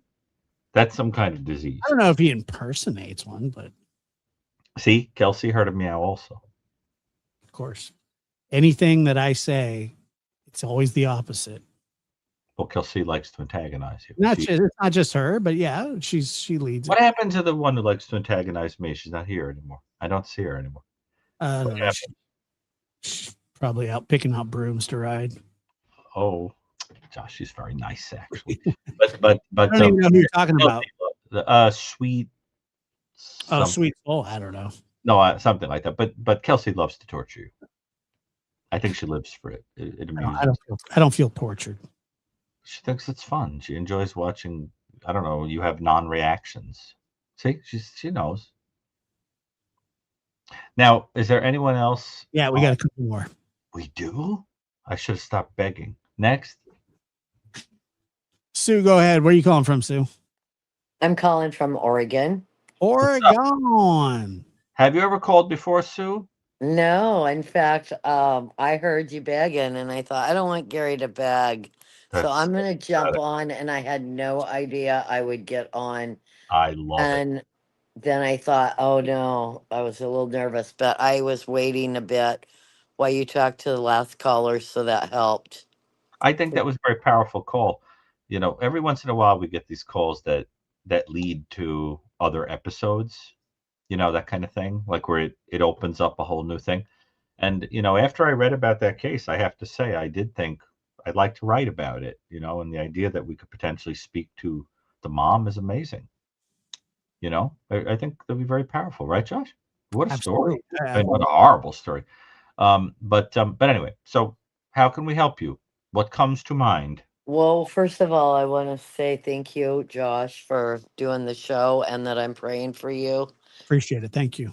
And I pray for Dr. Gary too, because I can't imagine doing your job. I was a registered nurse and took care of people in a different way. But Gary, you're in a funny mood tonight. I've never seen you. Usually you're really serious. Never seen me in a goofy mood? Are you kidding? No, this is really goofy. Ask Is Josh it like 3 o'clock for you in the morning?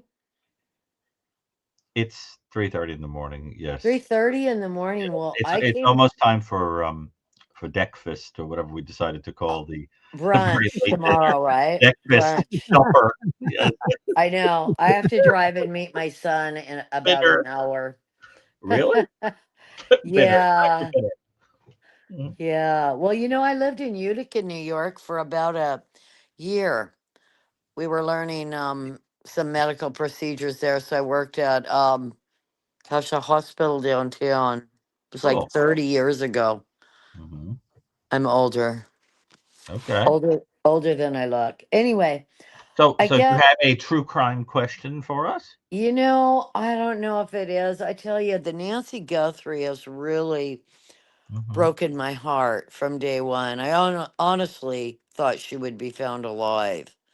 Really? And so when I realized That's it had been over 2 months, I thought, well, I was just hoping for a miracle. I thought it'd be really nice, but I can't imagine, Gary, anybody harming an 84-year-old precious lady like she was.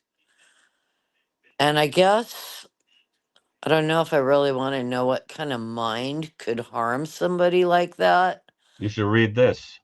The new book by Anna Salter, chronicling Confronting Malice, a memoir of working with sex and violent offenders. One I of the things that she talks about in this book is that people who are not psychopathic cannot understand the way psychopathic people operate. yeah, We just can't get it. We want to yeah. think that in there is some kind of heart. We just don't want to understand it. But you have to imagine a person who thinks me, me, me, me, me. And if an 84-year-old woman is an impediment to me, me, me, me, me, doesn't matter. Doesn't matter. That's what I'm saying. You can't understand it if you're not willing to go to that kind of place. A And person. that's probably a good thing that I can't understand it because I think about sometimes I've listened to you for a couple years on Chris's show and then Really? now discovered the lab. You've never seen And me goofy? Have you ever seen me well, with Chris? no, but I thought I can't imagine what's in your mind. It's like I'm 85% spam. I'm so happy that you have the music outlet. Yes, I'm that's just like I can't even imagine like I love to follow these cases because usually they solve them, and I love to get the information like from you and then also Chris because he's worked in it. But I just yeah, I could think I was probably like Savannah, thinking that everybody had a little good in them, and I'm finding out. Oh, I know the other question. I had one more. I'm so sorry. I'm rambling on here. I'm okay. You tired. learn from masters, The question we're the I best have, at it in the business. yeah, So the rambling. question I have, I heard Rex Zimmerman was pleading guilty this week, You may. and I mean, I think we and have to let's wait and see. Yeah. I'm really annoyed because his wife and the family made over $1 million for a Netflix or are going to get a check for that. And I know in my state you can't make money. I mean, I know she didn't do the crime, but your family can't make money on a crime like that. You mean the Uh, son of Sam laws or whatever? yeah, the son of Well, Sam. I'm not commenting about the fact. I just think that um, I think that, but I think the family can. Can they? I think Even so. with the son of Sam? I think so. Wow. but Wow.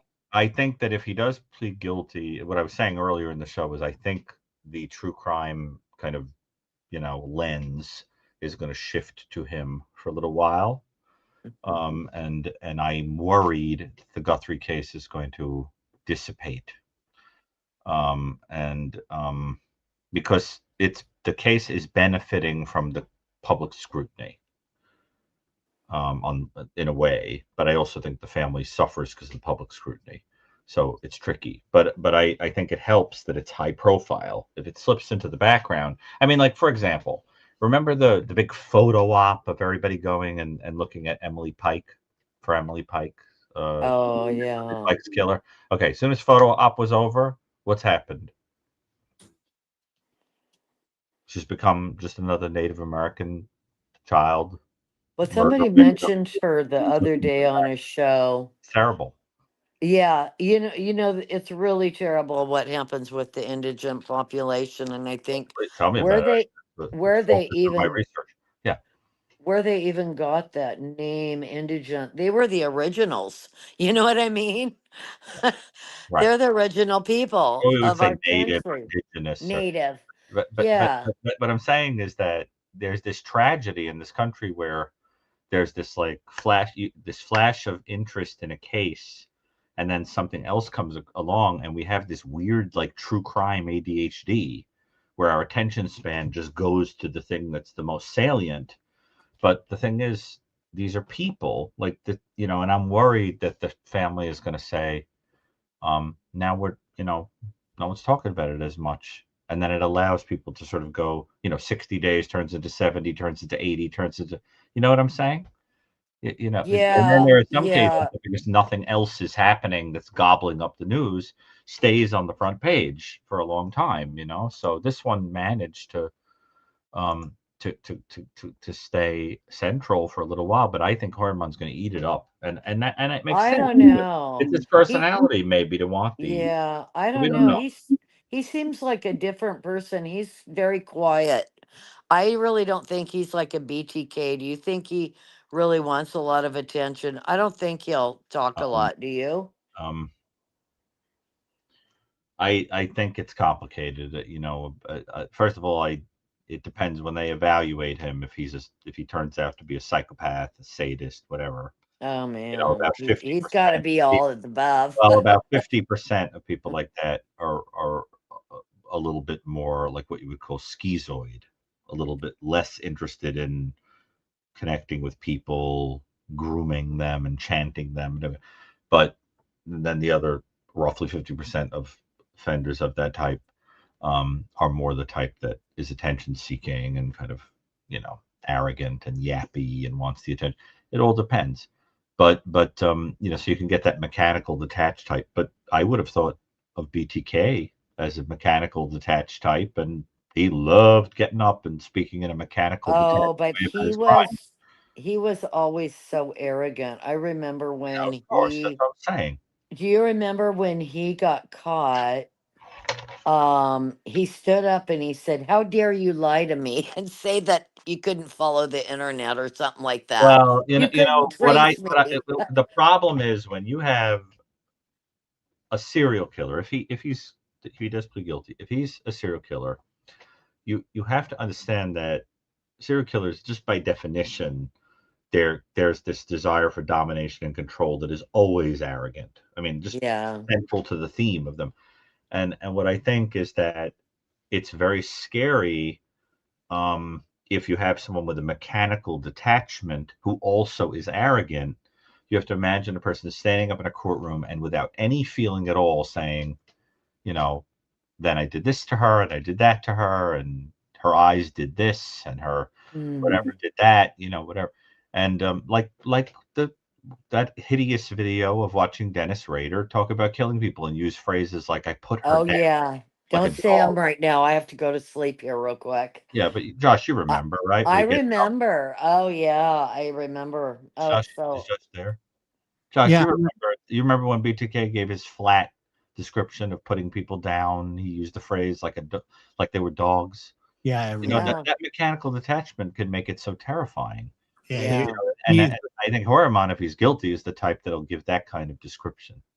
yeah.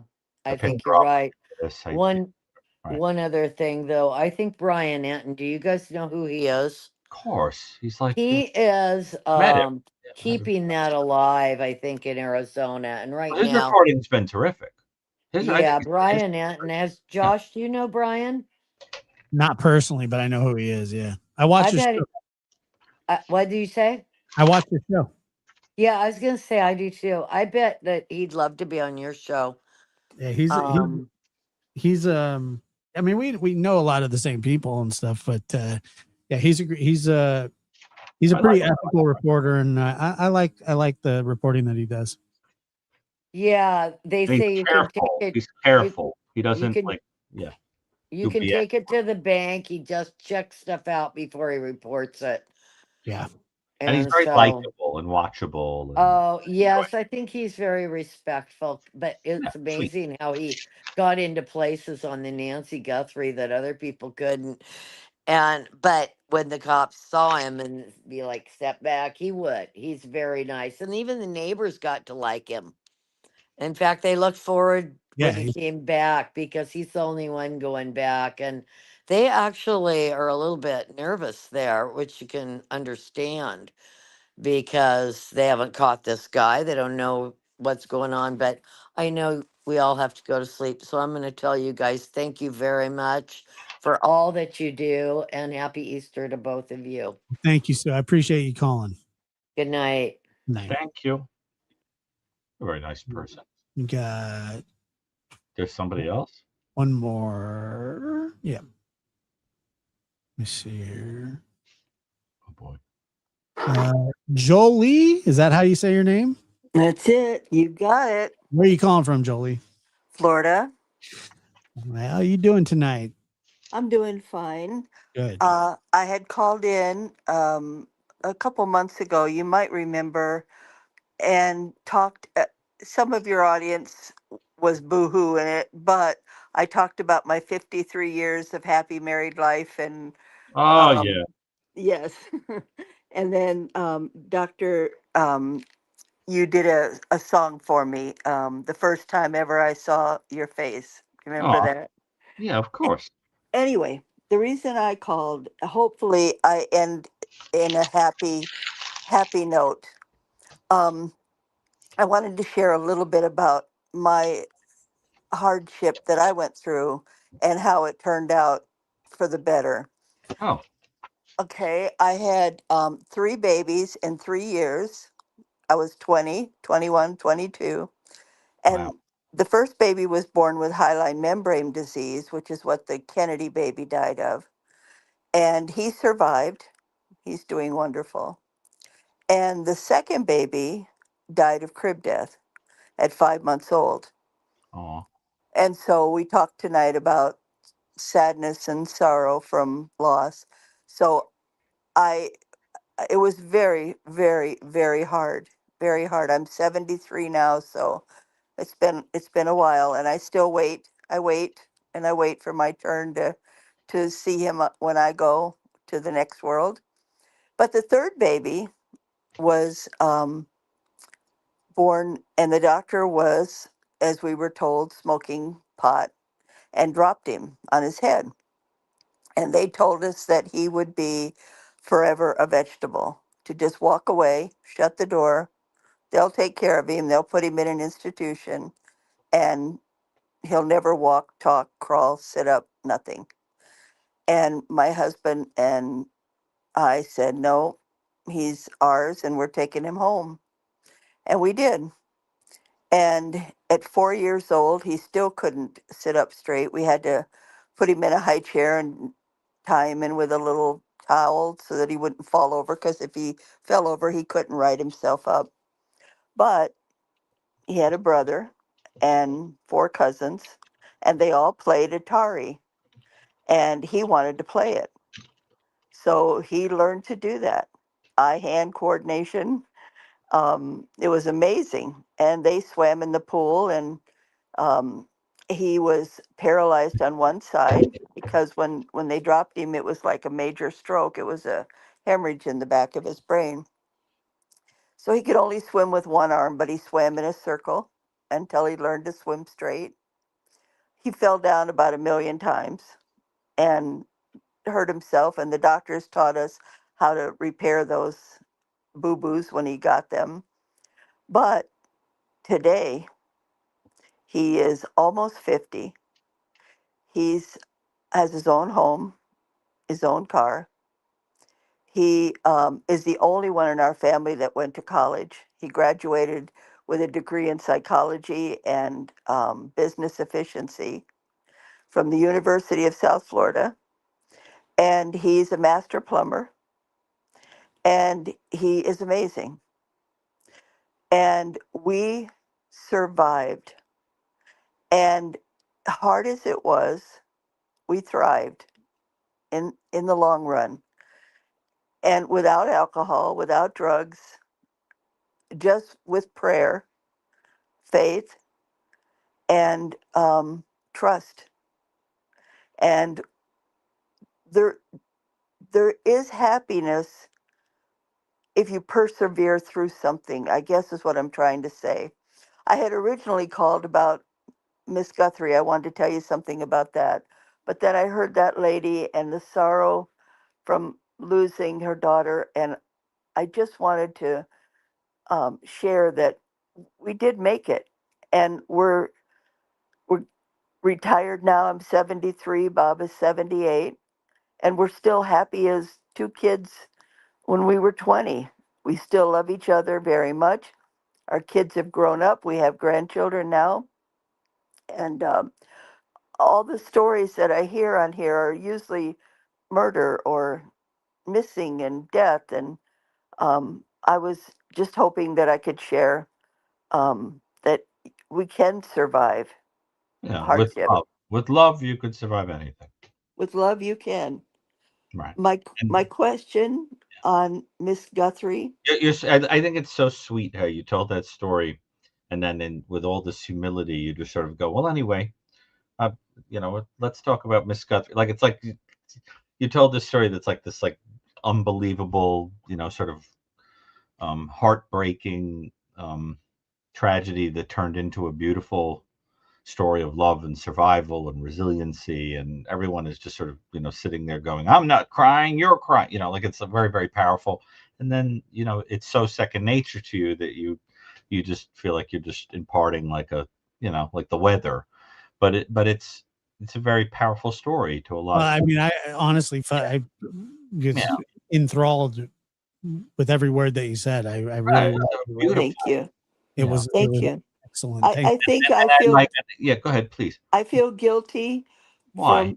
I feel guilty when I put that heaviness on someone else. I know the weight of it. And like when the kids were little, Stephen would get an invite to a party, and then there would be a note on the card that said, please don't bring his brother, he frightens the children, because he was deformed. He had nine face surgeries, and he's so handsome now, so handsome, but it was a hard struggle. And I it I felt like I was like Donna Reed is what was my goal. I wanted to be Donna Reed and bring my husband's slippers when he walked in the door.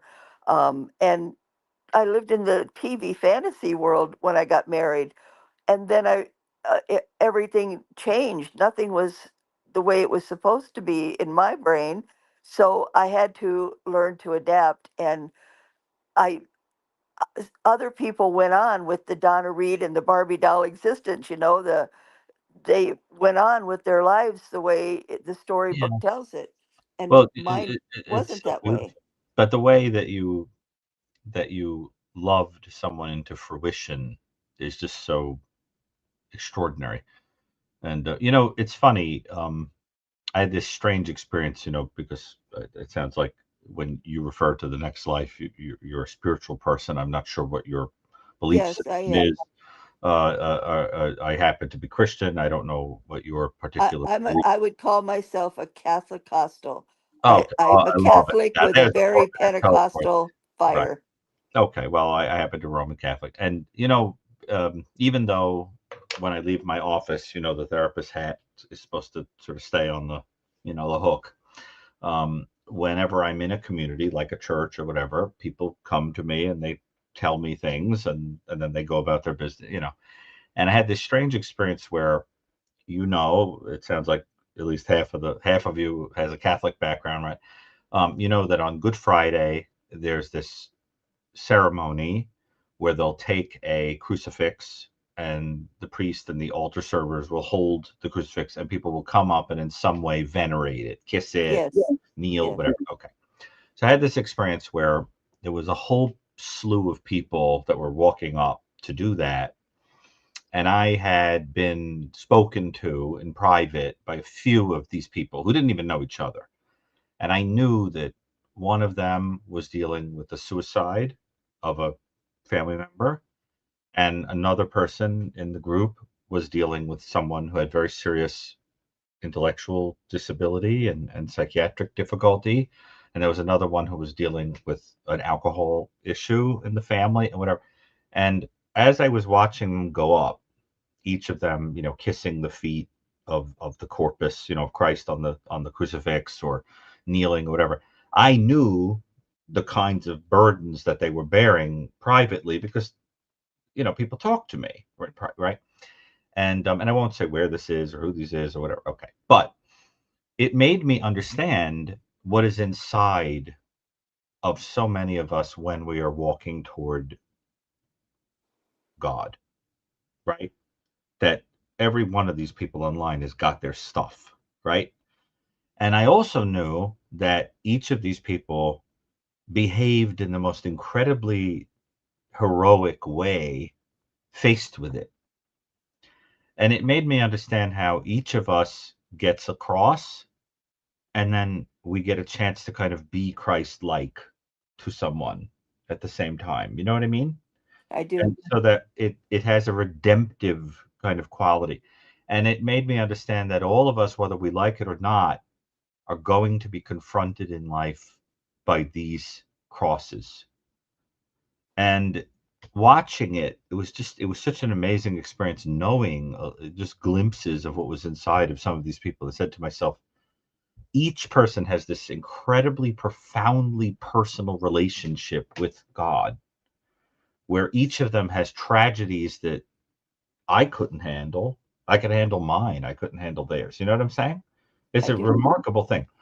And so tonight, as I was listening, I was having the same thought that it was this parade of people who each is on a kind of redemption arc, going through some horrible thing and having an almost above human ability to kind of handle it and turn it into meaning and help other people. And in that you get your Good Friday and you get your Easter story. See? I do. You understand? I And do. what a beautiful thing, to be someone's Easter, right? Yes. Yes. Right. So I just think your soul is so luminous that to talk to you is a great joy. But it's a Thank you. redemption story, you see? I was in the bank one day and I was not feeling well. And of course, I talk to Jesus all the time.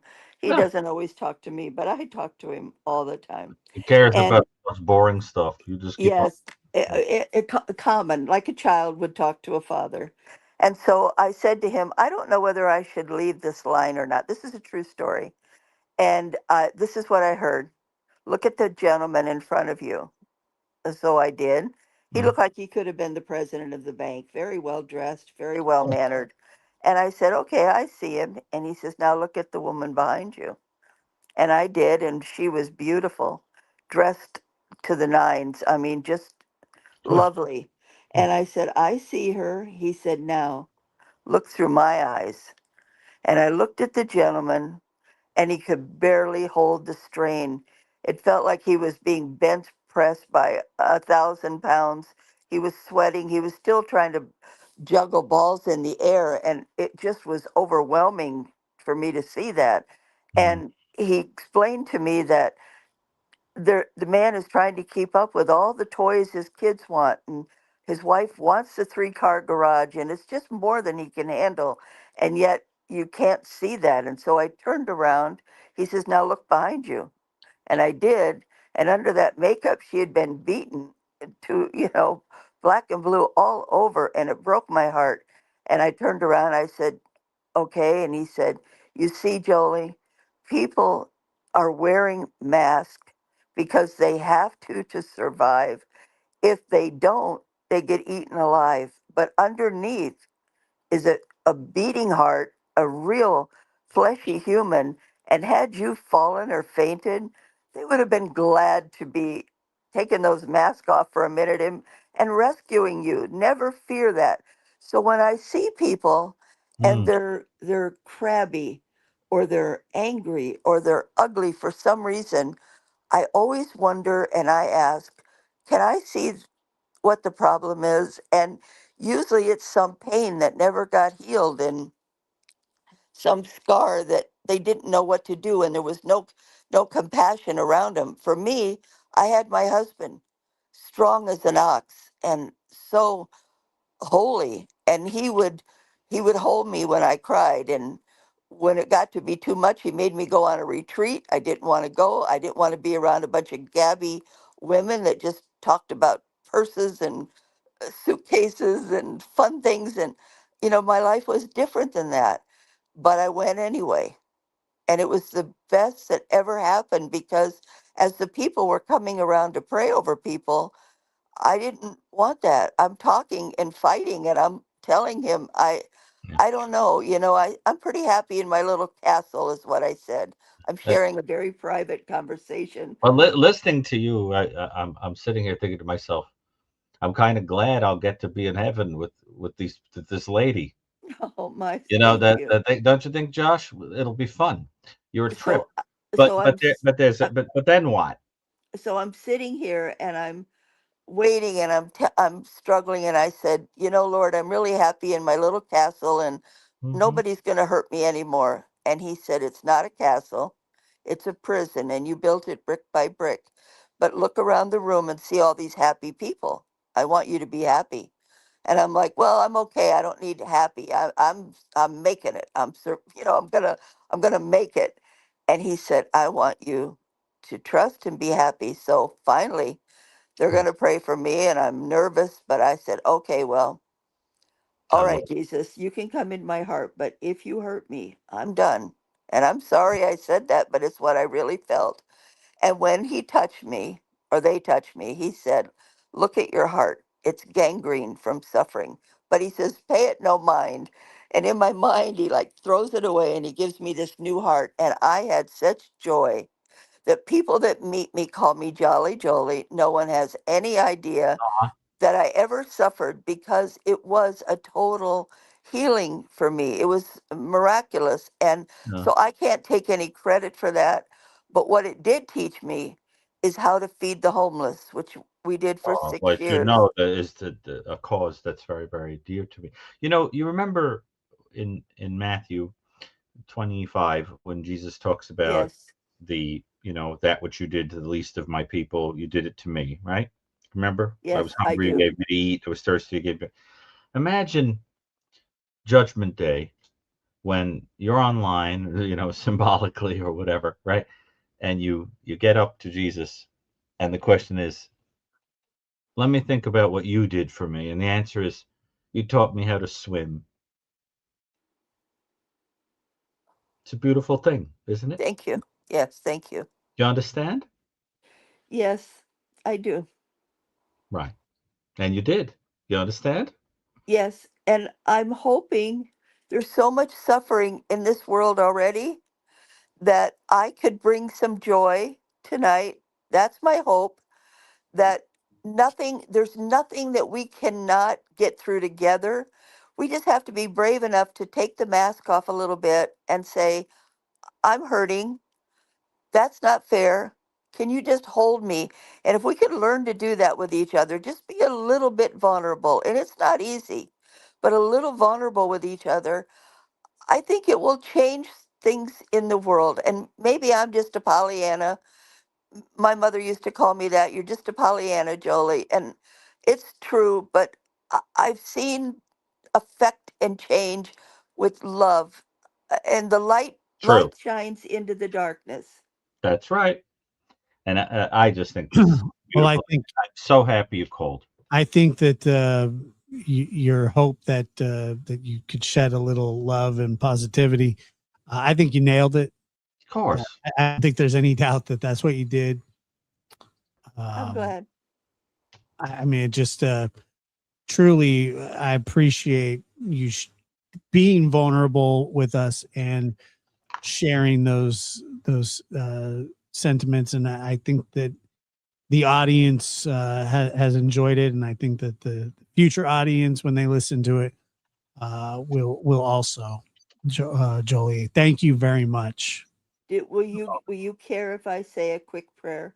No, please do. Me. There's a couple of snarkmeisters in the audience that seem to That's have an okay. issue with it, but I It's sure okay. don't. It's Really? okay. Lord Jesus, I ask that you send your Holy Spirit down on all of us because, frankly, we are getting lost in this cold world, and we do need a little more love, a little more kindness, a little more passion and compassion. So I ask that you send down all the love that you have into this room, into these hearts, and to this world that is hurting, and heal what you can heal, what they will allow you to heal. And it may sound corny to some, but I know it's the remedy for the cure for the hurt. And I thank you, Lord. Bless us all, especially Josh and Doctor. And I thank you for your time tonight. In Jesus' name I pray. Amen. Amen. Happy Easter, Jolie. Happy Easter, you too. All right. Kisses and hugs. Bye Thank bye. you. Thank you. What It's up? like always our last call always Cool. just hits a I little can't bit. get over how somebody could be saying something like that, and you could have someone in the audience that resists it and doesn't like it. This fascinates me. This is like the person who got mad that I wrote a song about Easter, that I did and they had to snark about it. It just astounds me. But look, some people, they got their stuff. I don't know what that's about. But it's like someone else has a party balloon and they have to like prick it. There are people like that. Well, it says more about that person than it does about anybody else. And Of course, that's what I'm trying to say. I just think that's it. But but I think that for 99.9% of people, that was pretty beautiful. And I love that image of her teaching her son to swim. I just thought that was pretty awesome. That was a great. I mean, that was a great call. All of our calls tonight were awesome. Well, these are never fail great shows because we just throw a fishing net out there and we get these, and it's amazing because I know it sounds cheesy, but in every episode you sort of get these big laughs and we're goofing off and whatever, and then the next thing you know, you got tears in your eyes because somebody calls and just says something that is so profound, and then you suddenly go like, I was laughing because the world is in such a dark place and I needed it so badly. But then I realized I kind of needed to be with some people who could just tell it like it is and get some tears out. And then I feel like strangely consoled. And it's like, I can't explain it. It's like therapeutic for people, No, I But, mean, but I love it. And we also, it's like we come on to talk about true crime and the worst human beings like on earth. And then we wind up encountering these people that just exemplify goodness. And the reason I loved that last call, I loved that caller, I loved her, because there are people in this world like that who, in their ability to see goodness in wretchedness, make it possible to believe that God could love us. And a person like that could save a person because they go, well, if this person could love me, then.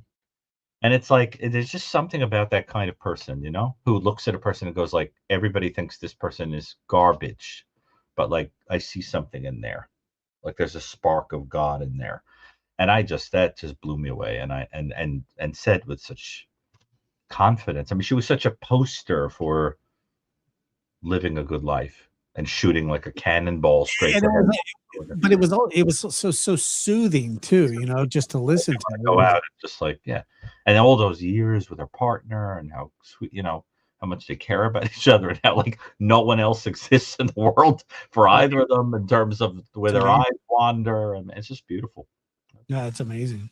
Lucky. Well, we made it 3 hours, 40 minutes. It's been a great night. I've really thoroughly enjoyed myself. Well, it's our Easter show, so we had to get a little bit, and it looks like the snark person decided to pop off because, I guess they realized that they weren't being very nice, unless they got booted. I'm sure they got booted. I didn't even see it. I read everything and I catch like when a nasty person comes up before they get booted. Like I'm gonna catch the snark. Before this is all done, I'm going to teach you how to ignore. Oh, I wanted a wrench. Huh?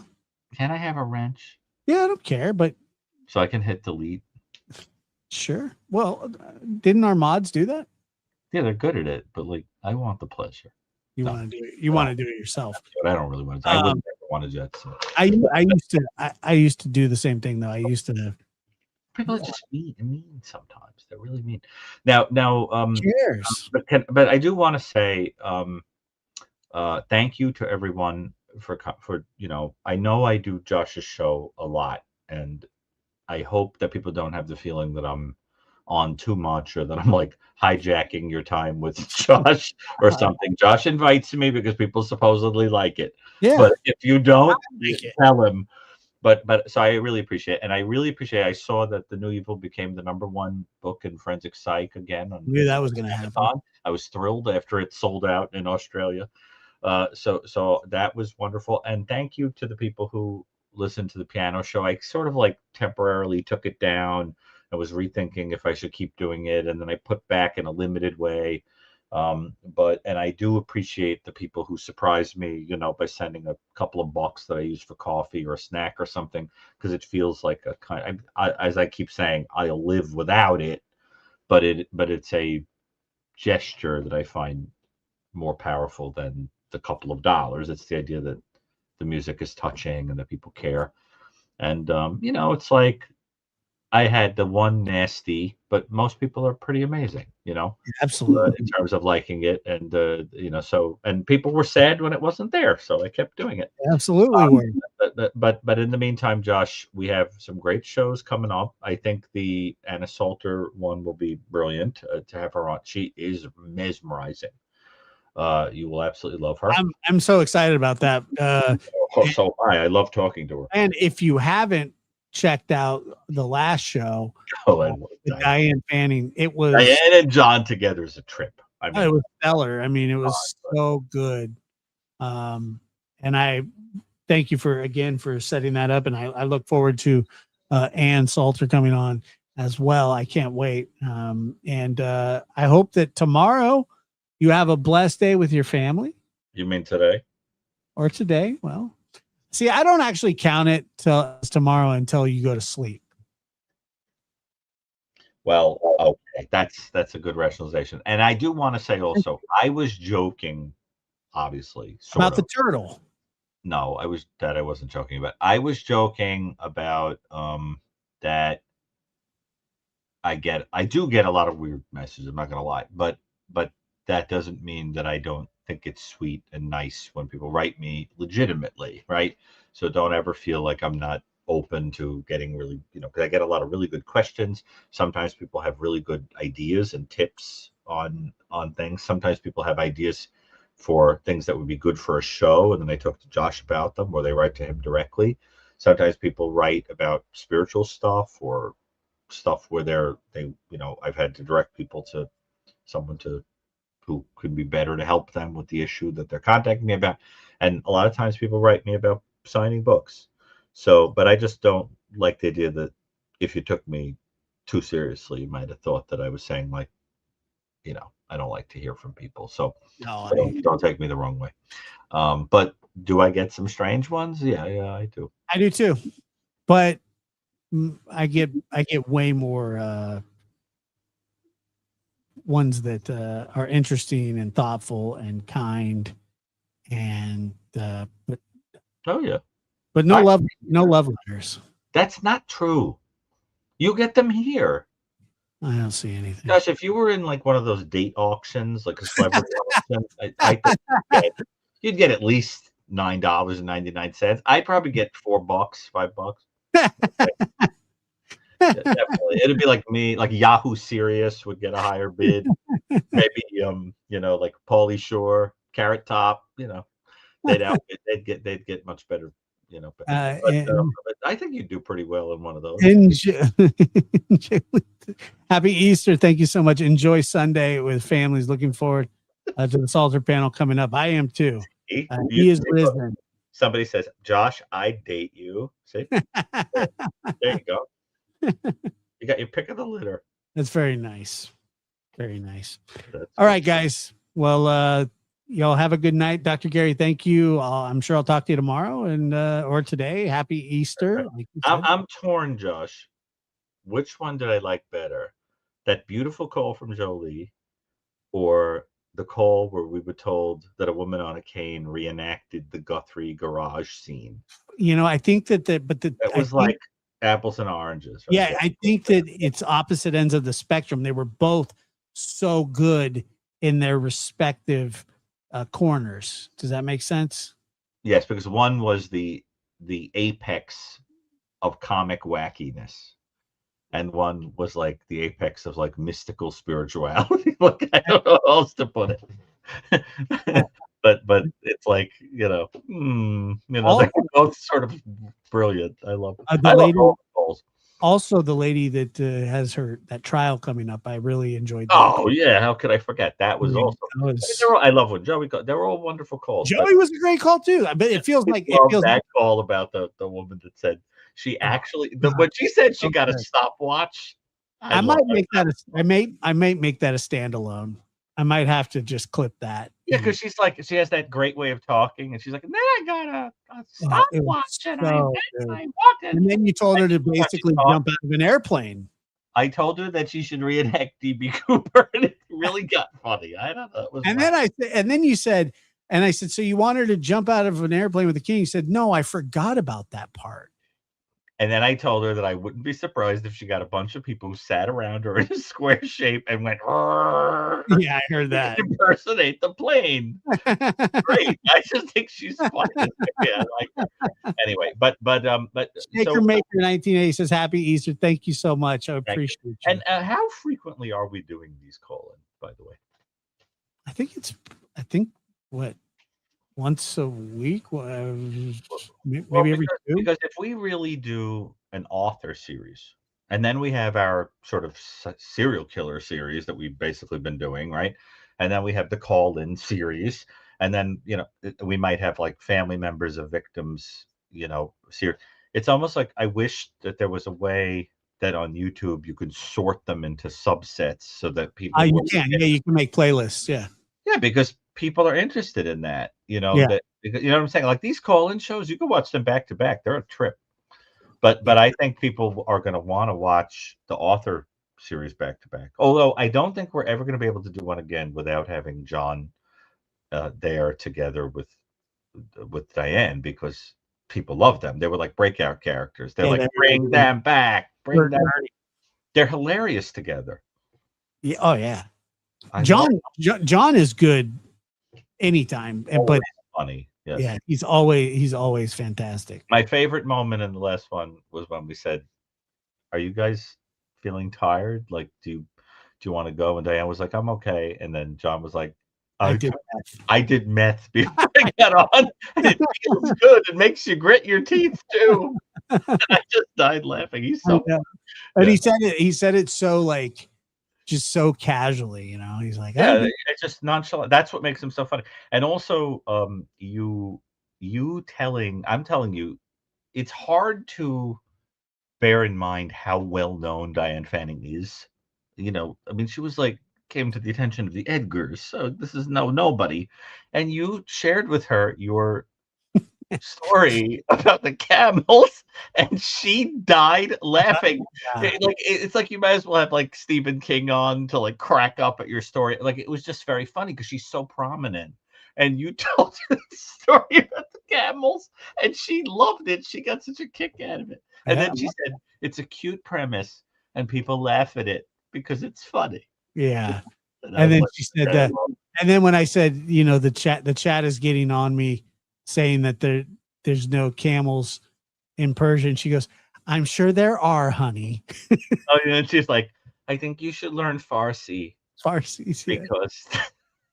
she should learn Farsi because the camels might be speaking it or something like that. It was so funny. I remember when we did, we were doing the witness box, and we had. I miss it. Yeah. I do too. Kathleen Ramsland. Yeah. And she's a very prim and proper and astute, very serious lady. And she's, how many books has she written? 70 some odd. Yeah. Yeah. And I remember saying to her, I said, it's unbelievable. I said, wow, you've written, because I think it was 73 at the time. And I said, you've written 72 more books than I've read. And she threw her head back and laughed. It's hysterical. Yeah, and I was like, yes, I got her to laugh. And but She's she very was funny. She's oh funny. yeah, she was Funny great. But Good sense but of I humor. I always sort of feel at first you kind of feel like, you got to feel these people out and To because me, the funniest people don't have the funniest people have no reaction. I find the person who doesn't find anything funny very funny. You know what I yes. mean? Like you're saying something ridiculous and they're like, Well, yeah. it's just Well, like you you do that to me. You do that I to me. do with that to the you hot- sometimes, but I'm doing it to be funny. I think you're very funny because you have no ability to hide what you're thinking about anything. So I'll be going on and on about a story, and you're going, and you're doing like a lot of this, and then you're like picking the dog up and rocking it, and you're rolling your rock, and it's funny because I'm exacerbating you. Yeah, and You know what I'm saying? Yeah, it's a lot of like, when is this going to stop? You know, and then you're very funny when somebody's saying something and you want them to stop, and then you try to segue, and then your voice gets loud. Anyway, let's moving on.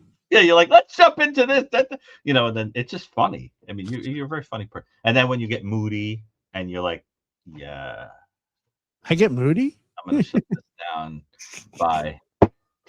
I do that sometimes too. Yeah, you can't hide your emotion at all. Gary, you should go listen to the Lab After Dark that I did, the last one. Well, I say it's an hour, but they were saying it's 55 minutes. They were pissed that I didn't go longer, but I told a story. You got about something. I told a story. It's a very, it's a very in-depth story that happened to me. Oh God, And Jesus. Okay, the Lord Jesus help me. Okay, what is the story? Tell Dr. B. well, no, I mean it's just about an interaction that I had in my neighborhood. And anyway, it was Can I hear it? well, I can't tell the whole story. Give me the quick version. No, you got to listen to it. You want me to play 20 questions with you until I guess it? No, you just listen to it. Somebody said in the audience it was rather dramatic. Who? Guess. Your personal antagonizer. Boy, I don't see it. It was rather dramatic. It wasn't. It was not dramatic. They're laughing that I said tell Dr. B. It was a great. It said she said it was rather dramatic. That's what it says. And then someone else said it was hysterical. And then someone said it was extremely dramatic. Can you give me the gist? All right, that's it. Lab After Dark canceled. You guys You're doing it. You're doing it. You're in the mood. Yeah, I'm done. Again. I'm going to bed. Why? You were going to stay up and do a Lab After Dark? No. They want you to tell me the story. I can't tell the story. It takes too long. That's why I did it on the show. It's a long story. Are you going to send me a link? Yes. When? Now I need to know. I Right can't after this. until I know what happened in this dramatic story. It's not even that dramatic. Did it involve a turkey again? No. The last time I heard a dramatic story from you, you were chased by fowl. That did happen. Your new thing is they open up social media and there are videos of you walking in like the Blair Witch Project scenery. You're like, and it's like a road leading to nothingness with trees, like crows in the background. I'm like, where is this guy? I know. What is up with that? Where are you? Oh, sometimes. Well, that's like when I go for my little my strolls or whatever. Sometimes you're in a fairy tale forest. Oh, that's when I go hiking in the redwoods. Oh, you go to you're that far north? Yeah. I love the redwood forest. Yeah, I hike in the Redwood National Forest and then Sequoia Forest. Oh. And I try to do those at least once a week. I hike about 5 to 6 miles. Really? Yeah. Good. I mean, I walk a lot like that, miles a day like that, but I'm not running. You running in the? You're running on like rocks and. I run like last night when I got there, I ran 1.5 miles. But I walk a lot too. I think walking's like better. I hate when I make a piano video or I make a video that I'm in and I hear my breathing. It drives me crazy. You know, there are some people that like they just are heavy breathers, and I hate that sound, you know. So I'll be like listening back and then I'll hear like when you're making those videos, do you hear heavy breathing? Yeah, because I'm exercising. That's what I'm saying. Doesn't it bother you? No. Okay. All right. Were there animals in this forest you went into? I mean, I saw some squirrels and That's it. yeah, I mean, I've seen bears and stuff, but I didn't last time. I would love the trees and I'm a tree nut. I mean, I like all plants, but there's something about trees that just amaze me. I'm fascinated by them. Aren't you?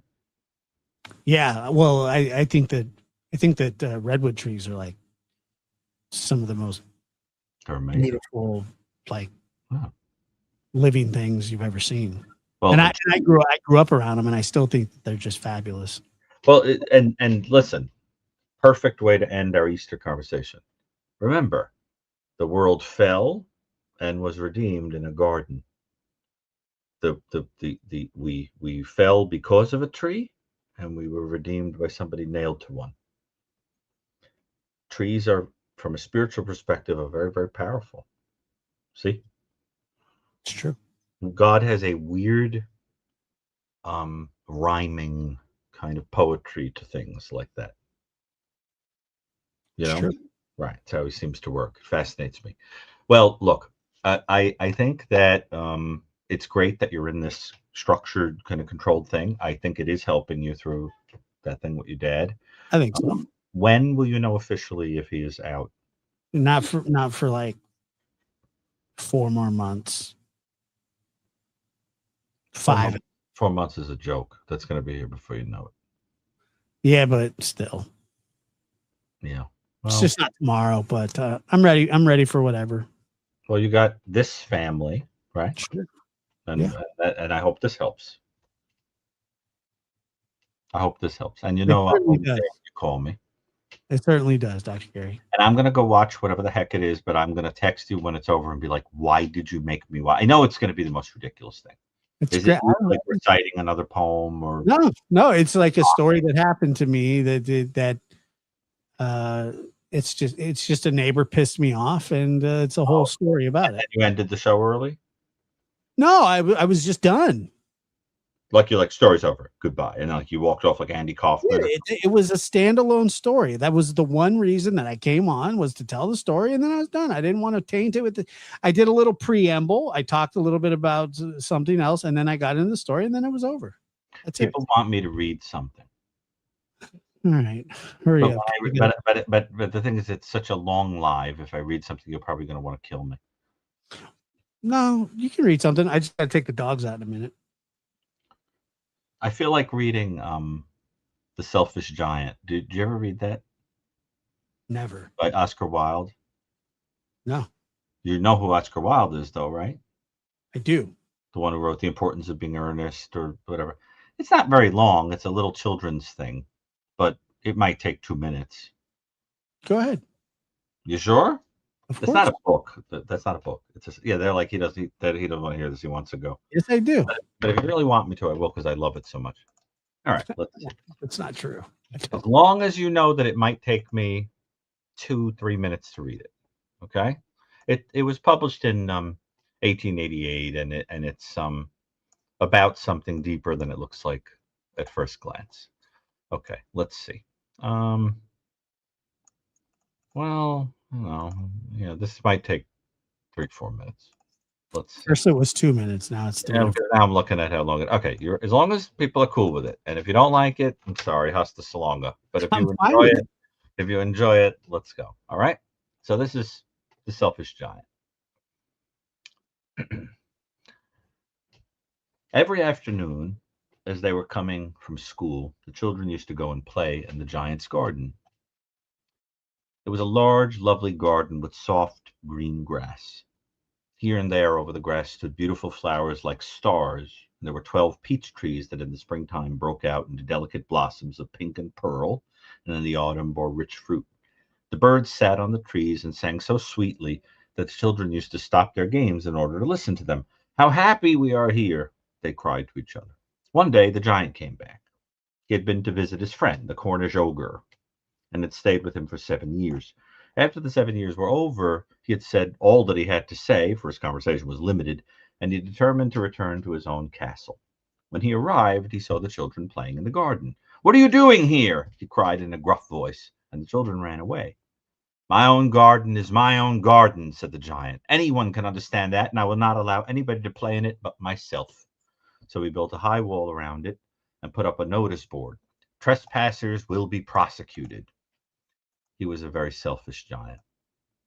The poor children had now nowhere to play. They tried to play on the road, but the road was very dusty and full of hard stones, and they didn't like it. They used to wander around the high wall when their lessons were over and talk about the beautiful garden inside. "How happy we were there," they said to each other. Then the spring came, and all over the country there were little blossoms and little birds. Only in the garden of the selfish giant it was still winter. The birds did not care to sing in it, as there were no children, and the trees forgot to blossom. Once a beautiful flower put its head out from the grass, but when it saw the notice board, it was so sorry for the children it slipped back into the ground again and went off to sleep. The only people who were pleased were the snow and the frost. "Spring has forgotten this garden," they cried, "so we will live here all year round." The snow covered up the grass with a great white cloak, and the frost painted all the trees silver. Then they invited the north wind to stay with them, and he came. He was wrapped in furs, and he roared all day around the garden and blew the chimney pots down. "This is a delightful spot," he said. "We must ask the hail on a visit." So the hail came. Every day for 3 hours he rattled on the roof of the castle till he broke most of the slates. And then he ran down and around the garden as fast as he could go, and he was dressed in gray, and his breath was like ice. "I can't understand why the spring is so late in coming," said the selfish giant, as he sat at the window and looked out in his cold white garden. "I hope there'll be a change in the weather."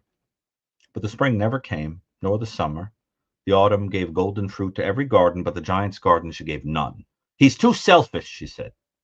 So it was always winter there, and the north wind and the hail and the frost and the snow danced about through the streets. One morning the giant was lying awake in bed when he heard some lovely music. It sounded so sweet to his ears that he thought it must be the king's musicians passing by. It was really only a little linnet singing outside the window, but it was so long since he had heard a bird sing in his garden that it seemed to him to be the most beautiful music in the world. Then the hail stopped dancing over his head, and the north wind ceased roaring, and delicious perfume came to him through an open casement. "I believe the spring has come at last," said the giant, and he jumped out of bed and looked out. What did he see? He saw a most wonderful sight. Through a little hole in the wall the children had crept in, and they were sitting in the branches of the trees. In every tree that he could see there was a little child, and the trees were so glad to have the children back again that they had covered themselves with blossoms, and they were waving their arms gently above the children's heads. And the birds were flying about and twittering with delight, and the flowers were looking up through the green grass and laughing. It was a lovely scene, only in one corner it was still winter. It was the farthest corner of the garden, and in it was standing a little boy. He was so small that he couldn't reach up to the branches of the tree, and he was wandering all around it, crying bitterly. The poor tree was still quite covered with frost and snow, and the north wind was blowing and roaring above it. "Climb up, little boy," said the tree, and it bent its branches down as low as it could, but the boy was too tiny. And the giant's heart melted as he looked out. "How selfish I've been." And he said, "Now I know why the spring wouldn't come. I will put that poor little boy on top of the tree, and then I will knock down the wall, and my garden shall be the children's playground forever and ever." He was really very sorry for what he did. So he crept downstairs and opened the front door quite softly and went out to the garden. But when the children saw him, they were so frightened they all ran away, and the garden became winter again. Only the little boy didn't run, for his eyes were so full of tears that he didn't see the giant coming. And the giant stole up behind him and took him gently in his hand and put him up in the tree. And the tree broke into blossoms, and the birds came and sang in it, and the little boy stretched out his 2 arms and flung them around the giant's neck and kissed him. And the other children, when they saw the giant was not wicked anymore, came running back, and with them came the spring.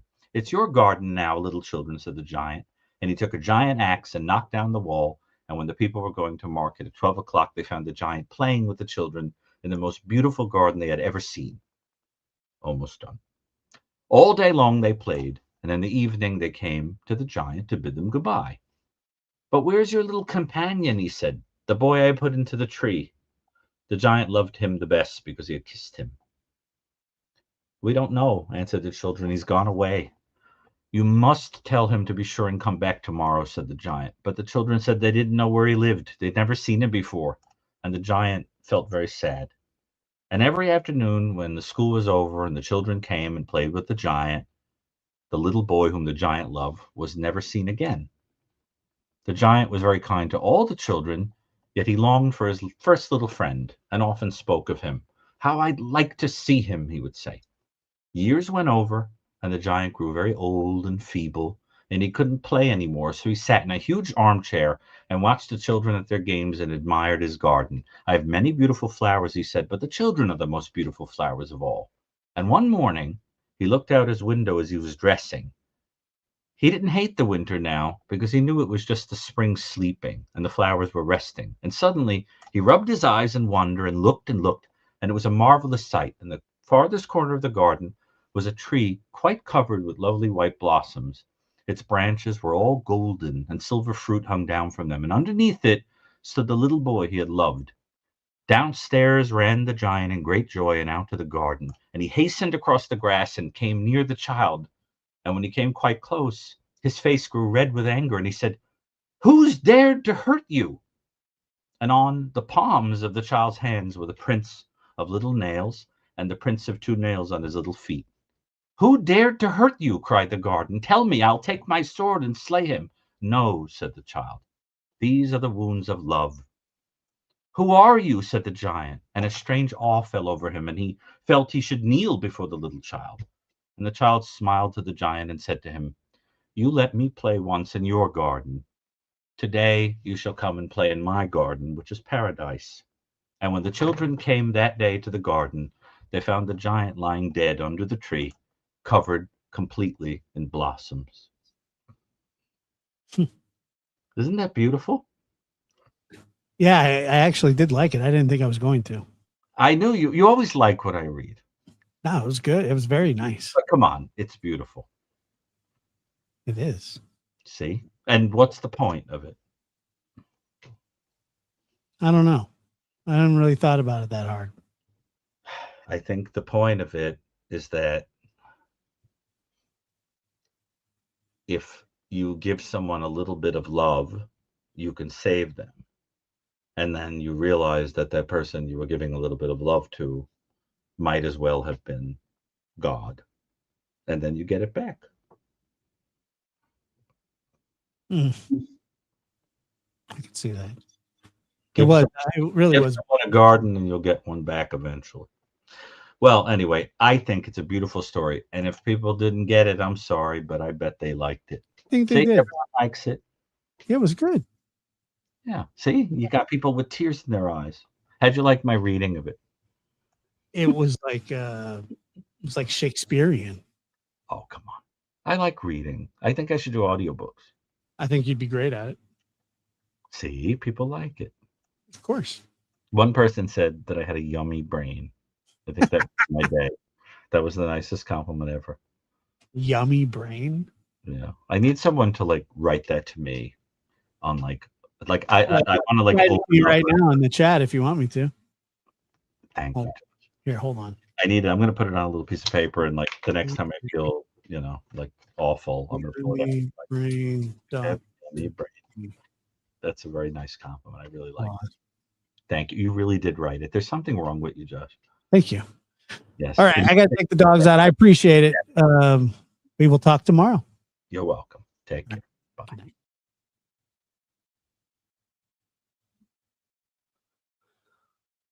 I got to take that. I got to take that down. Can't leave it up. Guys, thank you so much for being here. I appreciate it. I've had a great time. What is it? A little over 4 hours, and it's been wonderful. Thank you guys so much. Appreciate it, and we will catch you on the next show.